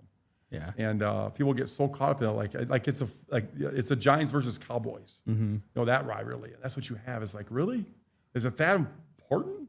We don't control it, but they're separating us. That's why America's so separated. Purpose agenda? I'm not sure. I mean, the world changes. The changes are going to happen in front of our eyes. Things have changed since I was 16. And by the time a baby turns 16, the world's going to change again. That's just the way the world is. Yeah. It isn't like it was in 1776. Now you do have an interesting story when you were in the security guard business with politics, when you said they came in with $5 million cash. Yeah.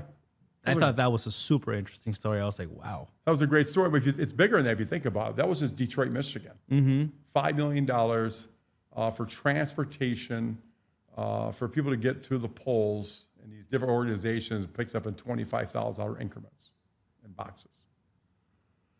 So put that in perspective. If just Detroit, Michigan got $5 million, and there's probably there's at least 50 Detroit, Michigans, but there's probably close to 200 probably. Times that by 5 million. Right. So probably $1 billion. It's legal. It's legal. So they do anything illegal? No, nothing illegal. They're allowed to pay people to go to the posters to get a bus ride or a cab ride.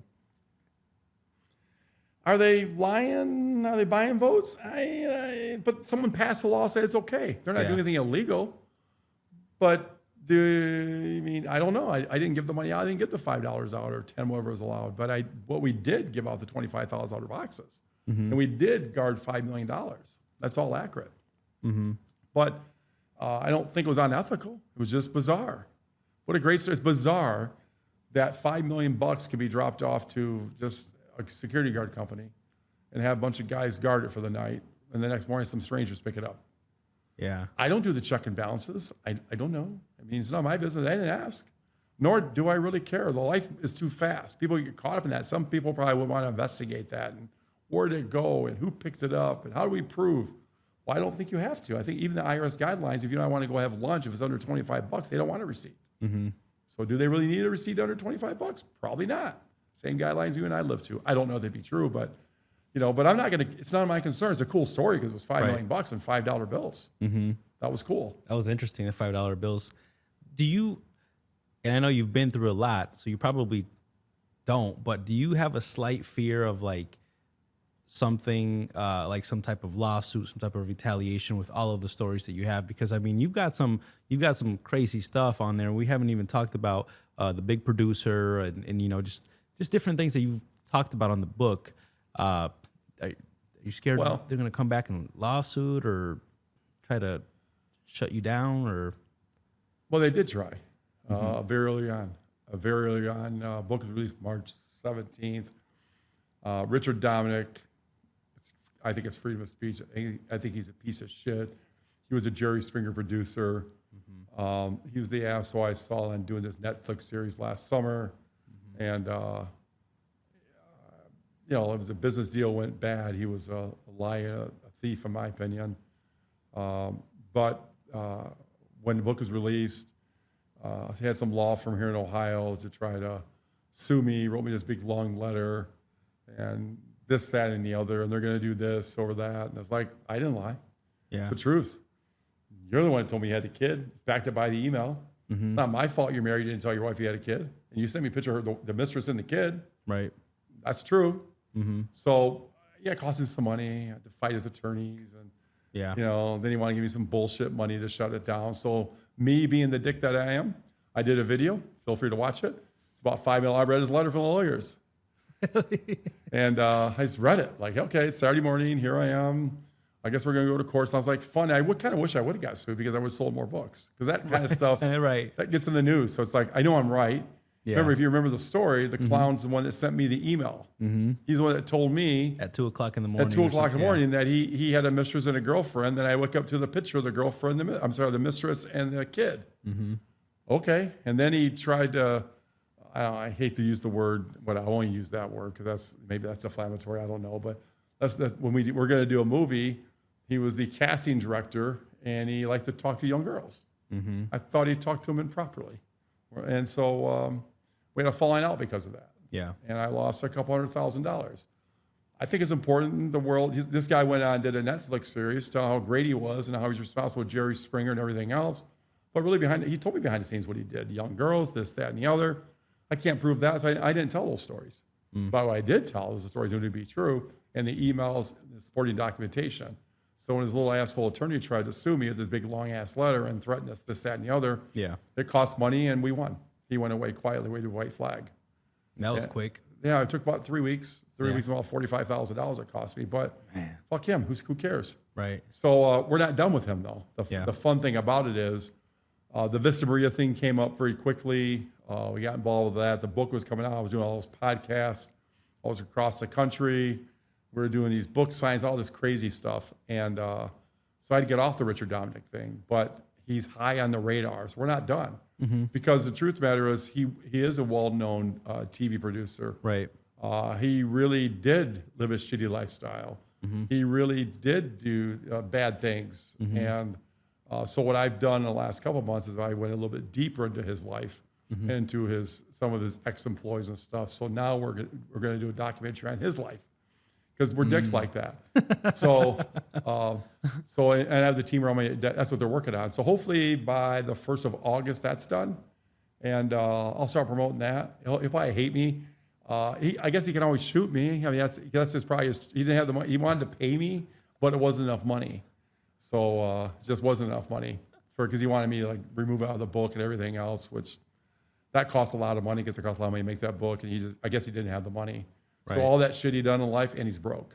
So, you know, if he only had, I guess I can't say the amount, but it wasn't enough money to make me interested. Right. It wasn't enough money to buy a new G-Wagon. Yeah. So we couldn't take the money.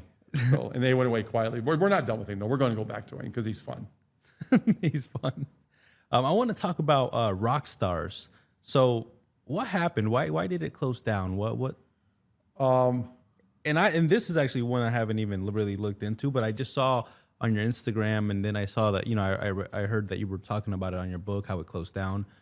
Yeah, well, the truth, it was kind of last minute deal. Last summer, I had 5 years of not being in the guard business. So I try to keep myself busy just because, why not? So this bar that we had owned since 2008 did very, very well. And so I thought, well, I'm going to rehab it. So I did. So I went in there for about 5 months, spent a lot of money, redid it, bought the building next door for storage and stuff, spent a shit ton of time. And it was rocking and rolling. And I went and paid out enormous wages, like 50% more than industry average. We were paying waitresses $15 an hour, bartenders $25 an hour. We had good crowds. And then people sucked. Even the girl answering the phone wasn't taking reservations. People calling off because they were making good money, so call off on Friday night.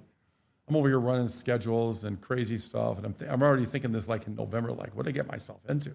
Yeah. Like I'm over here washing dishes on a Friday night, me. Right. You know, I'd walk by there, and that's where Tony came from, and me and Tony are cooking in the kitchen. And like, what the hell did I get myself into? It's not making any money because we're paying so much money and we were trying to build a business. And then on December 31st, some moron decides to come into the bar with his wife or girlfriend, have a couple drinks. What the truth is, I don't know. And there's a shooting in the parking lot after it closes on New Year's Eve. And so I was okay with that too. It's like, that's unfortunate. We cooperated with the police. We gave them all the video. We have obviously great cameras in there. And the guy was arrested short time later. He's being brought up on charges. I don't know if the guy ever died or not. I'm not really sure. I know the son recovered. I don't know about the father. There's a father-son that got shot. And I was okay with that too. Those are instances that happy, want to support the family, do fundraising, whatever we can do to help. Right. And then the general public. the general public just had this. My wife ran a great business there. Some great employees. She bought it in 2008. She still had 3 people left that had been there for 18 years. Very community driven. She was involved in the politics, parades, everything. Just ran a solid business. The next thing you know, they're just trash in the bar and trash in the ownership on social media. I'm thinking, are you kidding me? Because of that incident? Yeah, they use the incident as their vehicle to be able to drive how unsafe the bar is. Untrue. I'm from the security business. Not true. The best camera system in the world was in that bar. The best card access system and the best door people were in those bars. We never had an incident. Never had a lawsuit. Never, ever, ever one time. No minor infractions. Nothing in 18 years. It was the spot to go to.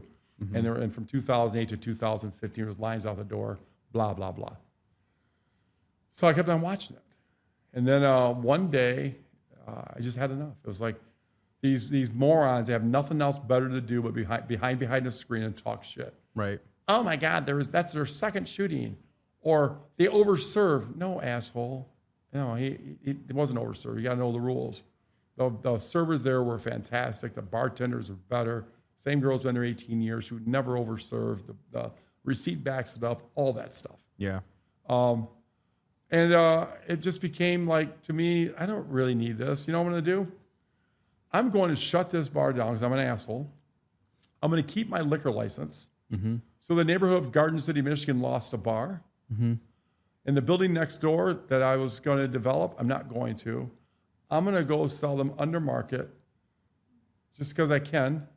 And you're going to have an ugly building that's an eyesore until someone decides to rehab it one day, which is going to take years because it's Garden City, Michigan. So I shut their local bar down because they all treated us like shit on social media. So that was my response to them. And they retaliated. Like, oh my God, 'cause I did a video or whatever it was talking shit about them. Yeah. And they retaliated against me. I didn't really care. You go by there now, this place is ugly. I took all the signs down. That bar was really pretty. The parking looks like shit. Everything looks like shit. The building, they're all vacant. Signs are turned around. It's crazy. So here's this eyesore. And you have no bar in Garden City, Michigan now. You got some little bullshit bar. It was a karaoke bar that was top notch, big ass stage, huge studio. Sound was incredible. It was the best bar from that sound standpoint because we didn't do it for money.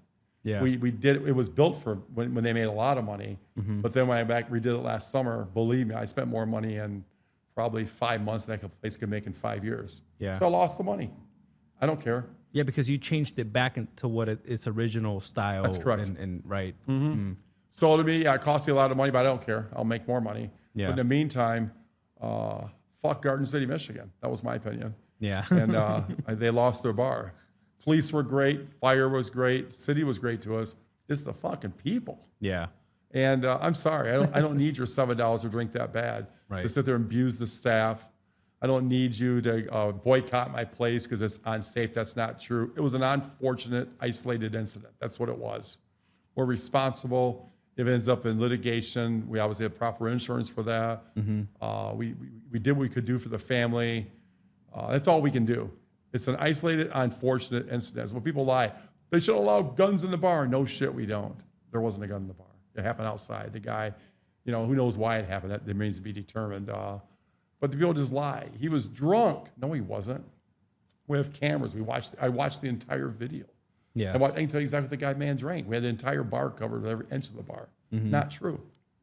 And people buy that bullshit. Yeah. So I'm not going to fight them. Fuck them. They don't have a bar now.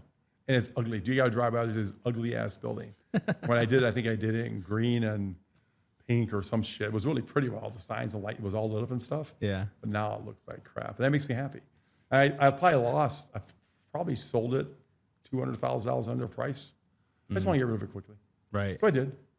I mean, yeah, we talked about it last time actually, and you didn't mention rock stars last time, but it's all due to people's lack of patience these days. Yeah, well, that's what we talked. The shooting just happened, and that was in January. But I closed it down back on April 19th, and I just had enough of them. It's like, you know what? It just wasn't worth the. You know what? It's the advantage of having money. Yeah. My wife hadn't worked there in years. She could give a shit less. The people were great. I mean, we had some great people. Tony was great there. Erica was great there. Bridget was great there. There were so many great people, Yeah. but we offered them jobs somewhere else. Everyone was offered a job. So relocated everybody. Yeah, everyone got relocated and or they went off on their own, got another job that fit their lifestyle. So, but no one got hurt. We gave away severance packages to the ones that needed them. Yeah. None of the things we had to do. And then the trolls, I call them, the trolls continued. They just screwed over the people. Didn't even pay their last check. All bullshit. All lies. Yeah. And they're weasels. So because they can just talk shit. That's what guys can do. But I call those losers and weasels. So then, of course, I was very honest about it when I did the little interview, whatever I did. And of course, if people want to talk shit about it, I'll be like, no, I'm just being honest. I don't really need your $7 for a drink. And I thought it was funny. I closed you down. And I kept my liquor license. So there can't be another bar there. Sorry for your luck. So, one takeaway from your book, you've seen crime, wealth, betrayal, success, loss, death, second chances. I mean, after all of that, what do you know about life today that you didn't know 25 or 30 years ago? Probably my number one saying, anybody can do it. It's not that hard. You just gotta be committed to it. Whatever you decide to do, if you decide to open up a welding business, that's fine. I believe I could open up any business tomorrow and be successful no matter what business it is. All the while I made a lot of mistakes and failed more times than I was successful. But at the same time, if you listen to people that had a brand, market, it's so easy now. I could literally open up probably anything. As long as I can use social media today to blow any business if I want. Will I make millions of dollars? Probably not. But can I make a great living? Yes. But I got to be committed. I went to a restaurant yesterday for lunch. Mario's. It's in my book. Yep. One of my favorite restaurants. I'll have to go there next time. Next time I go up to Detroit, I'm gonna text Yeah. you or I'll look for it. I don't know if it's you can just Google Mario. Yeah, well, make sure they're open. So I go there for lunch. It says they're open. I check Google. They're open. I get to the doors. They're locked. So I thought it's 12:45. But you got to be consistent with what you're doing. Now I'll never go there for lunch again. I was with a customer, so I was kind of embarrassed. But there was a place right down the street, so we went there. But it's like, come on, you got to be consistent with what you do. You can't say you're open on Google and not be open. Right. There's a problem. So just make sure whatever you're putting out there, it's right and it's correct because people will come. If you build it, they'll come. 100% for sure. So I think 25, 30 years ago, you weren't sure. Enter with confidence. But you get out of something you put into it. I watch so many people fail. They open up businesses and they just want to work Monday through Friday. Yeah. Or they're opening it up for the wrong reasons because they're too stressed out to the other job. If you're too stressed out on your job where somebody's covering your benefits and covering your wages, you probably shouldn't open your own business. That's going to be more stressful. Right. Because it's a commitment. That's what it is. If you want to own something, it's a commitment. But I think anybody can do it. I think that I think 25, 30 years ago was harder. I mean, I can literally run an alarm ad today and sell 15 alarms tomorrow. Now, for me to sell 15 alarms 20 years ago, I had to get a couple billboards at $1,500, $2,000 a month. Now I don't pay anything. Maybe if I want to boost that, maybe $20. Think about that. So if I was out selling widgets, I could do a commercial on widgets. It's not that hard. But you have to make sure you have enough widgets in stock. Right. You have to make sure that you can ship them. You got to make sure. There's a lot of things you have to do. Just because you sell widgets doesn't mean you have to know how to get the thing and make sure they're happy and follow the satisfaction survey. There's things you have to do because selling is only part of the process. Well, most people can't follow the process. And I always say, I didn't invent the processes. I didn't invent the process of the customer satisfaction. I just follow the rules of the big guys. You look at what they do. Yeah. When I sell a book, we'll ship it to you. We send you an email, make sure you got it. We know when you got it because it tells us. We'll make sure you're happy with it because we don't control this. We bend it or tore a page, whatever, and then we get a response back. People always respond no, but we do that much. Yeah. Because you're not, you can, I guess, but people still talk shit. But people don't follow the processes. That's the problem. It's like football. You got to finish the process. Same thing. You got to finish the process. So 25, 30 years ago, I don't think the opportunities were there the way they are today. What's the lesson that cost you the most to learn? Financially or life? Both. First, probably partnerships. I always go back to that. Yeah. In the beginning, you remember I got off my own. I had 3 partners. That didn't work out well. Second time, I had a partner and that didn't work out well. The third time I had 2 partners. That worked out good because though one girl went off onto her own business and doing very well for herself today. The LaGuardia, right? No. A company called Prudential Defense. They're based out of Chicago. When Trish Guzik started, where she's Keiko's now, but her life changed. She was married, divorced, kid, started dating one of the employees that worked at my company or our company. Decided to go her own way because it was the right thing to do. Mm-hmm. We split the business up. That was her fair share out of state. They did really well for themselves. They left Matthew and I. That worked out really well. We did really well for ourselves. That was a nice run. But the partnerships is today I don't need a partner in anything. I learned enough in life. Yeah. I don't know what a partner can bring to the table. Mm-hmm. Just because somebody has money, okay, then get a loan. We're going to deal with, to pay the money back or give some, because bringing money to the table doesn't make them a partner. Right. A true partner is somebody that gives you the grind and the elbow grease to go into the business or work side by side with you. Not somebody because they had a checkbook. So some of those mistakes I made early on was because that person had a checkbook and I didn't. I was kind of forced in that situation. So that's probably a number that cost me the most, partners, financially. The other thing that cost the most is probably not following the rules early on. We talked about earlier about the IRS, litigation, not having policies in place on, sexual harassment or racial discrimination or whatever else, just kind of being cowboys, not really knowing the rules. Yeah.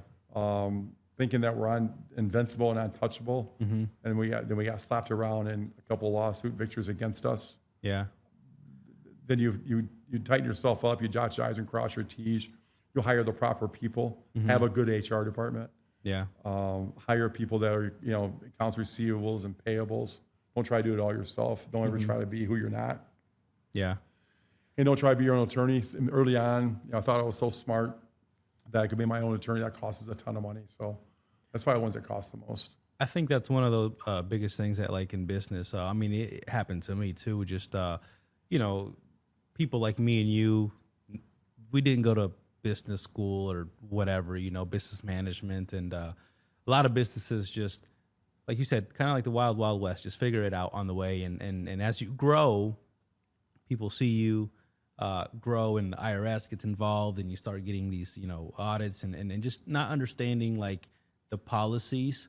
Like, one of the things that I'm actually proud of this year for myself is that I finally have HR, and I'm like, oh shit, this kid who didn't even graduate high school has HR, you know what I mean? And it's just, I know that in the long run, it's to protect my business, myself, but that's shit that they don't teach you about, right? As in business, and I don't even know if they teach you about it in business management, school, but how important that is. It's like, and now when I talk to like other business owners and I talk about it, I'm like, hey, do you have like, these policies set in stone? And because I feel like that's maybe a third of the reason why a lot of businesses maybe fail is because they get in some type of lawsuit or something happens where they have to pay out, $40,000, $50,000, and you just don't have the capital to pay it, and understanding HR and policies and, paperwork, employee paperwork and what to pay, or like even like that they have to take fucking breaks. You know what I mean? Like, Oh, yeah. like me and you, we don't take breaks. No, one of the biggest lessons I got was California. They work 4 or 6 hours there. They're entitled to a 30-minute break. I didn't know. Next thing I get this class action lawsuit. It cost me $1.2 million last year. 2 years ago now, we settled it. I didn't know, but I always learn. But you're right. I always put people in place. It's hard to let go too. I mean, HR, for example, you've done your own hiring and firing since the beginning of time, and now it's in somebody else's hands. You got to let it go. Yeah. Let them worry about it. You got to trust their judgment. That's kind of that's letting it go. That's kind of what I do. I just kind of, even to this day, I don't really hire anybody. I let, in case the name's Sean, you make those decisions, and maybe I'll see them before they start. But I try to even have very little dialogue with them because I got to let go because I'm trying to let that business run itself. He's developing it. It's his baby. It's his cup of tea. If I always nurse and hold on to it, what happens when I'm gone? Right. It's going to fall apart. So let's just let it run. Does it cost us money sometimes? Yeah, it does. Poor decision sometimes, but it's how you learn though. Right. Through bad decisions. So yeah, investing. It's HR is an investment. You know that. It's exactly why you did. It's an investment. It's protect your business. It's like the I-9s. You have to have I-9s on file, for God's sakes. I mean, that's, you know what that is, right? If you don't have those, the government comes in, you're in trouble. You can get fined $25,000 per I-9. You're out of business. And yeah. What accomplishment are you the most proud of? When you look back at your whole life, everything that you've been through. I think the only that I care about really is I have two great kids who are two great citizens.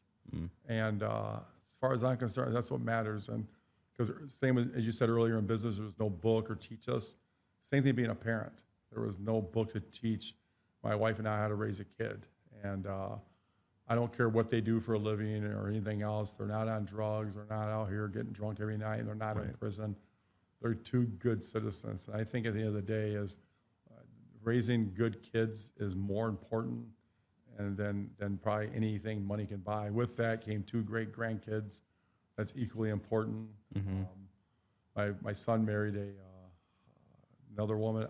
I already had two kids, another two great kids. So you formulate those plans and you're able to hang around and see them develop. That's great. Yeah. Hopefully as they grow up, they are able to get life easier. They're in private schools and stuff.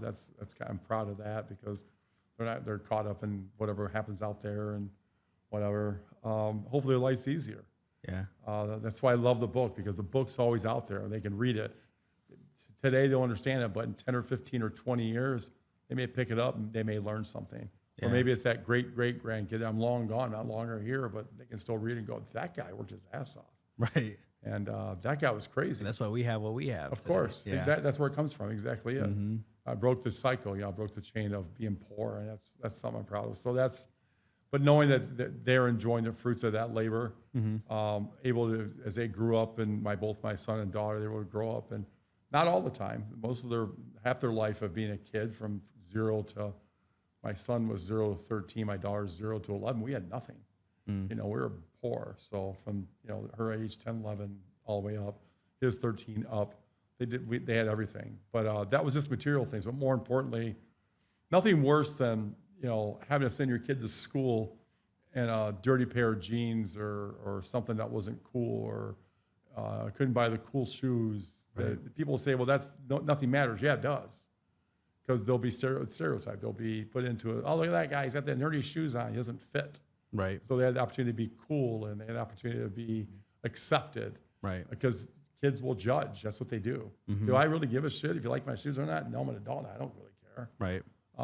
Haven't cared for a long time. But, like my daughter, she was, growing up and she was 15, I bought her a brand new Porsche Boxer. At 16, I bought her a brand new Escalade truck. And then I bought her winter cars and summer cars and crazy stuff. But as a kid, she never had to date or look at a guy and go, he's got a nice car. Right. He couldn't compete with her. So I kept her away from all that garbage. So I kind of manipulated the situation or conquered and separated by design.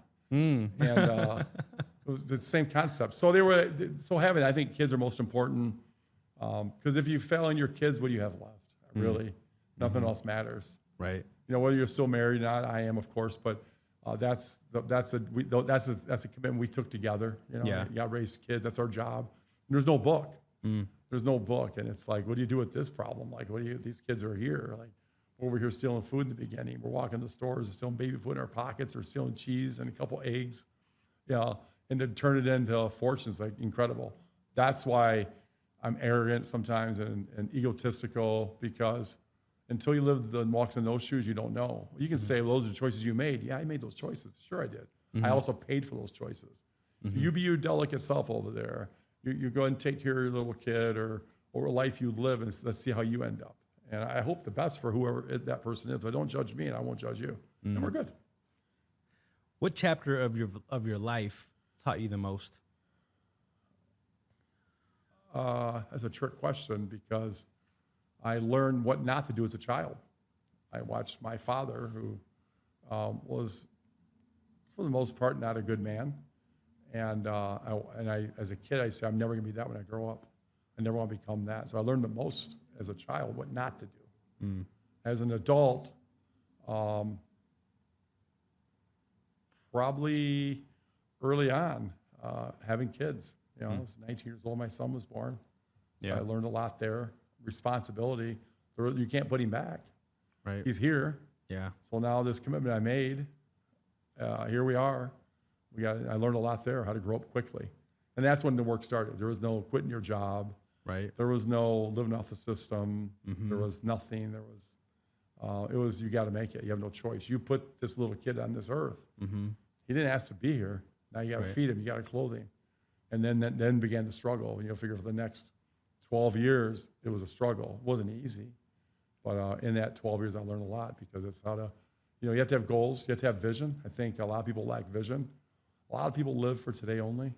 I don't know why.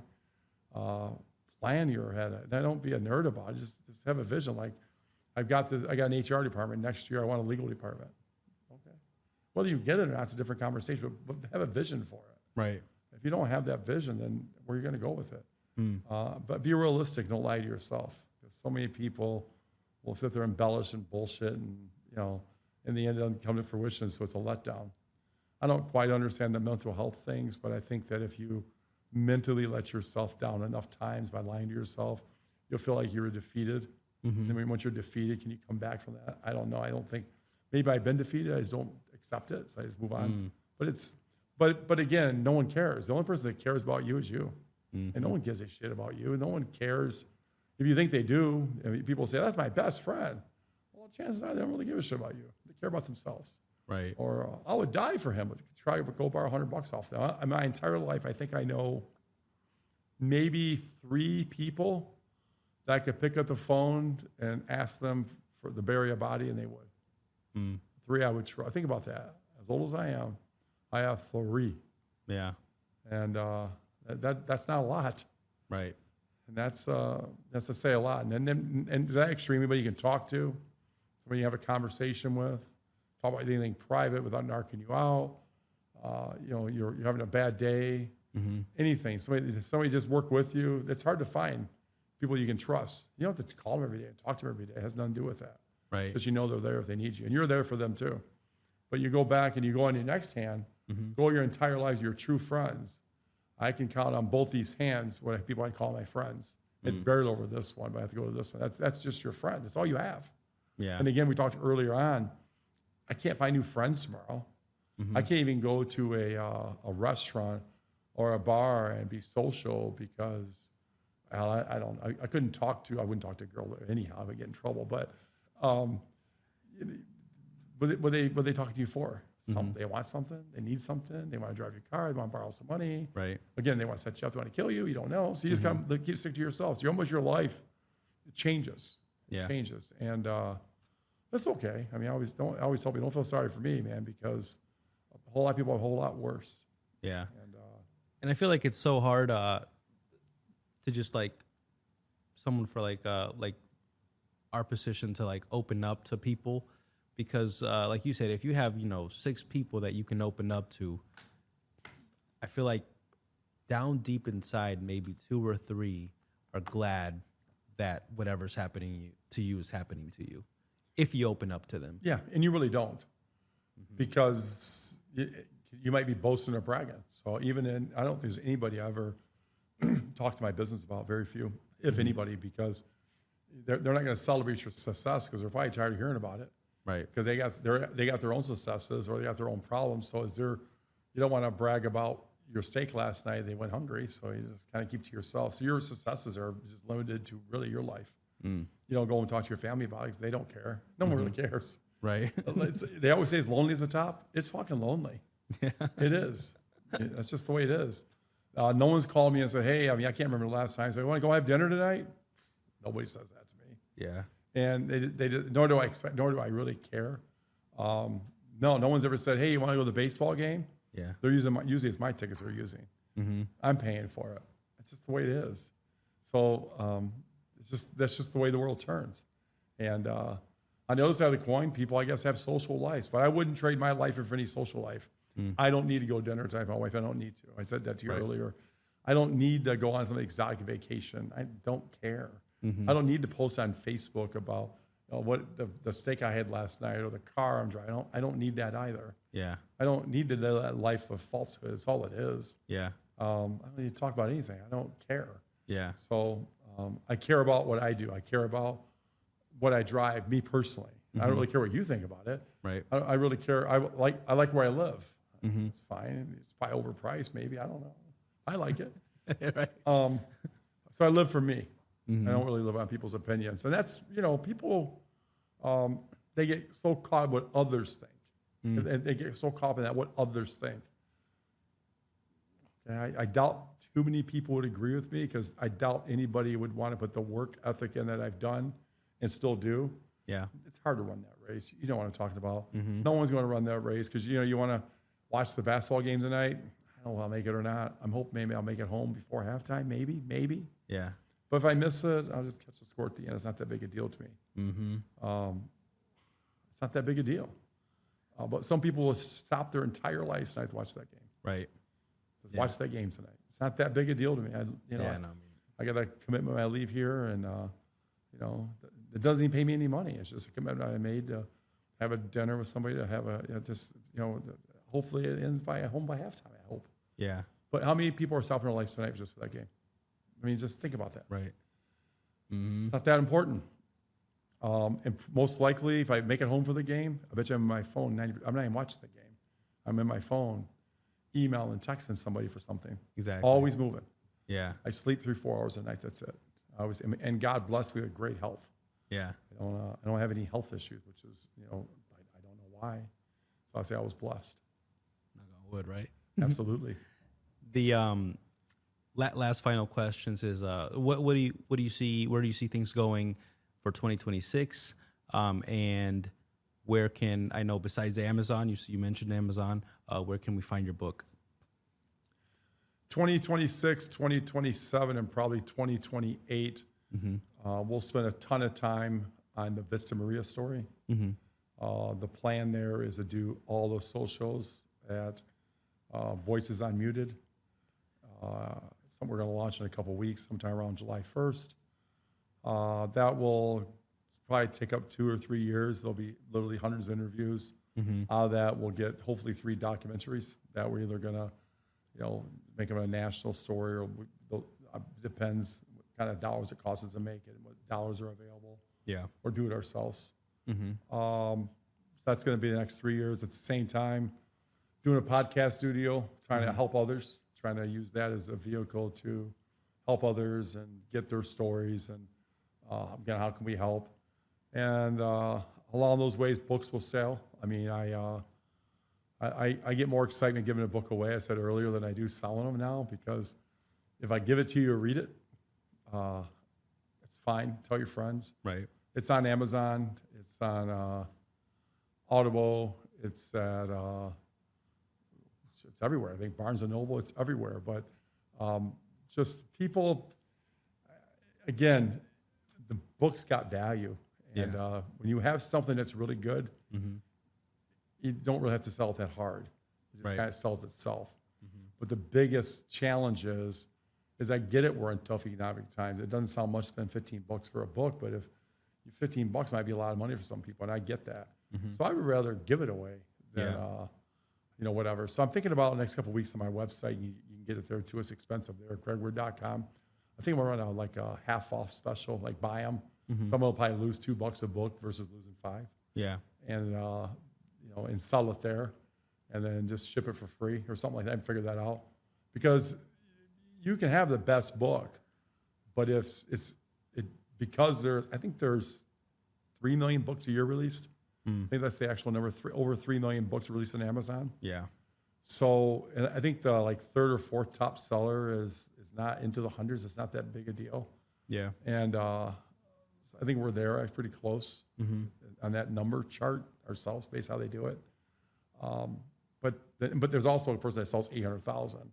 Right. But that's done through publishers who ship. It's an illusion. It's like records. Yeah. Our first record deal, which was 250,000. He never sold one, but the record would show 250,000. That's all bullshit too. It's all bought and paid for. So I like my own organic growth. Yeah. So I like to educate people. So I think you can buy it at Amazon, of course, but I think if it gets out there in enough people's hands, then it becomes a conversation. Then it becomes what I want to think I'm going to make it, like a mini series. That sounds like fun to me. Yeah. And turn it into just that. And by time, if I do that enough times, and the giveaways and the discounts, and over the next 2, 3, 4 years, because my hands are full of Vista Maria, that's a payday. Yeah. Of course, that's a great story. It's an international story. So the podcast will be a home run too. I'm going to meet people. I want people to know that book's out there. I want people in Nebraska to know the book's out there. Amazon's not going to advertise it for unless I spend money at Amazon to do it. And they're not going to do it the way I want it done. I'm going to be put on the front little banner with 75 other books, and the guy's got $15. Mine looks like it's a gambling book, but it's not. So the cover's kind of an illusion. I was like, oh, yeah, I'll buy his book instead. And that's just how it works. Yeah. And that's, so again, it's just my tainted way of thinking of how to sell a book. So, and of course, Amazon is the giant. Right. So it'll always be on Amazon. Audible will always be there. I did that in my own voice. It wasn't like I used AI. I used my own voice. It's kind of fun. And it's funny you bring that up today. This morning, I didn't know. I'd never listened to it before. For whatever weird reason, I decided to play it this morning. Actually, I did a good job, I thought. Yeah. Oh, yeah. No, you did. Yeah. It was, I was like, oh, he's the one doing it. I was expecting some, and I feel like it's for your book, you went through all of that. So you're going to fill it with the emotion of maybe remembering what you went through, and you did, and I think, you could hire somebody to do it, but, they're going to say, oh yeah, I almost got killed, but they're not going to like say it like how you would say it. Yeah. Because you're like, damn, yeah, I did almost get killed. You know what I mean? Yeah. Like, no, it was fun. It took us 3 months to record it. That's why if you do a good quality book, I told you I started in April 24. I finished it in September 25. Then we did the Audible from October through the end of December of 25. That's a lot of work. And and I don't want to criticize anyone's work, but I have yet to see a book like that out there. Prior to launching that book, we bought like 30 books and for entrepreneurs and business stories and stuff like that. There wasn't anything close. yeah. So if you just get it out there, and there's ways of doing it, but now I'm distracted with the Vista Maria story, and a podcast. It's like, well, I don't really got time to market the book. I did this podcast out in Las Vegas called Dropping the Bombs. It comes out sometime in July. And I'll probably sell 500, 600, 700 books off that podcast. So that's fun. I could do that all day long. Yeah. I said earlier, not cheap isn't like you're going on because they like you. They like your money. Yeah. So isn't, so whatever. It's like the Barnes and Noble. You can do a Barnes and I told you that story earlier. So you go to Barnes and Noble and you do a meet and greet. So you make $300, but I would rather do 5 podcasts that day than sit at Barnes and Noble. Right. So am I going to become popular at Barnes and Noble because I'm not selling enough Barnes and Noble books? No, I won't. But could I if I wanted to? I don't want to sit there every Sunday. Right. It just doesn't sound exciting to me. Yeah. That's the difference. I didn't do it for money. That's a good feeling. So maybe I did it more for ego. It's always going to be out there. And I do think it's good. It isn't like I think it's, I wrote it in such a fashion to tell the stories, but at the same time on how to do and what to do, and motivation at the same time. So if people read it, they'll like it. And it's different than what we originally thought, say almost, was that 2 years ago now? So, it's different perspective. Right. Now it becomes down to, what do you have time? What do you want to do? It's like, I'm doing Vista Maria. That's what I'm going to do. It's going to be lucrative, and it's going to be self-serving because I'll be able to get behind the scenes and the stories, be able to do things that allow me to do. Like I'll be able to knock on that guy's door and ask him why he's a pervert. Right. That sounds like fun to me. It just does. And now he's 70 years old, and there's this moron knocking on his door asking a question. Can you imagine? Right. Now your wife, I'll make sure I do it on Sunday at dinner. I was knocking Sunday on the door. at dinner. He'll be upset with me, but that sounds like fun to me. Does it make me any money? I don't know. I mean, maybe. Views, probably. Yeah, views. But I'm not doing it for money. It'd be nice for his wife to know that happened. I think that'd be nice. It's self-serving. It'd be nice that she should know that. I hope I ruined his life because he ruined a lot of these girls' lives. Right. To me, that's satisfaction. As fucked up as that sounds, Exactly. it's not for money, but with that will come the reward. Because again, if you put enough elbow grease into something, it will have reward at the end. Same thing with that story. I mean, the book was my vehicle. Without the book, I never would have heard from the attorney. Right. So that was the beauty of the book. The book is going to pay for itself 20 times over. If I sell not another copy, that this Maria story without the book, that he wouldn't have known who I was. True. So to me, that's why the world of I don't know. I never asked him how he got the book. I never asked him. Yeah. He's from New York though, so I don't know. Couldn't tell you. Maybe you said you went up to New York on a podcast and maybe There, yeah. Yeah. He could have got it there. Yeah, I went to New York. I didn't even think about that. Yeah, I went to the iHeart podcast. Yeah, no, and I think the book is real. It's raw. It's and I've read entrepreneur books and stuff like that, and it's just it tells you, it highlights the things that a lot of people don't talk about. So that's why I like the book. Yeah. So Everyone paints a pretty picture. Exactly. They don't want their mom that knows what they did. Mm-hmm. This is what we had to do to survive. Mm-hmm. It's something you aren't proud of, but it's just the way it was. Yeah. It's just the way it was. And I did a video today. We haven't had a chance to brand market. I don't know if you put it, the one today where the guy got his fingers broken. The fun guy was renting cars and stealing cars. He wouldn't have got his fingers broken. People are going to frown on that. I'll get backlash tonight. By tomorrow morning, I have 50 people tell me, you're just an asshole for breaking his fingers. No, he's an asshole for stealing cars. Right. But that's just the way it is. He wouldn't have got his fingers broken if he wasn't stealing cars. I mean, he wasn't put there. But that's the soft world we live in. I'll be the bad guy because I broke his fingers. Right. So be it. I bet he quit stealing cars. Right. He really couldn't. Well, thank you very much, Greg. Thank you for having me. Yes, sir. Thank you, and I hope you guys enjoyed. And go read his book. Go listen to the audiobook like I did. I mean, it's easy, simple. You just click it, throw on the headphones, and you're done. So, thank you very much. Thank you.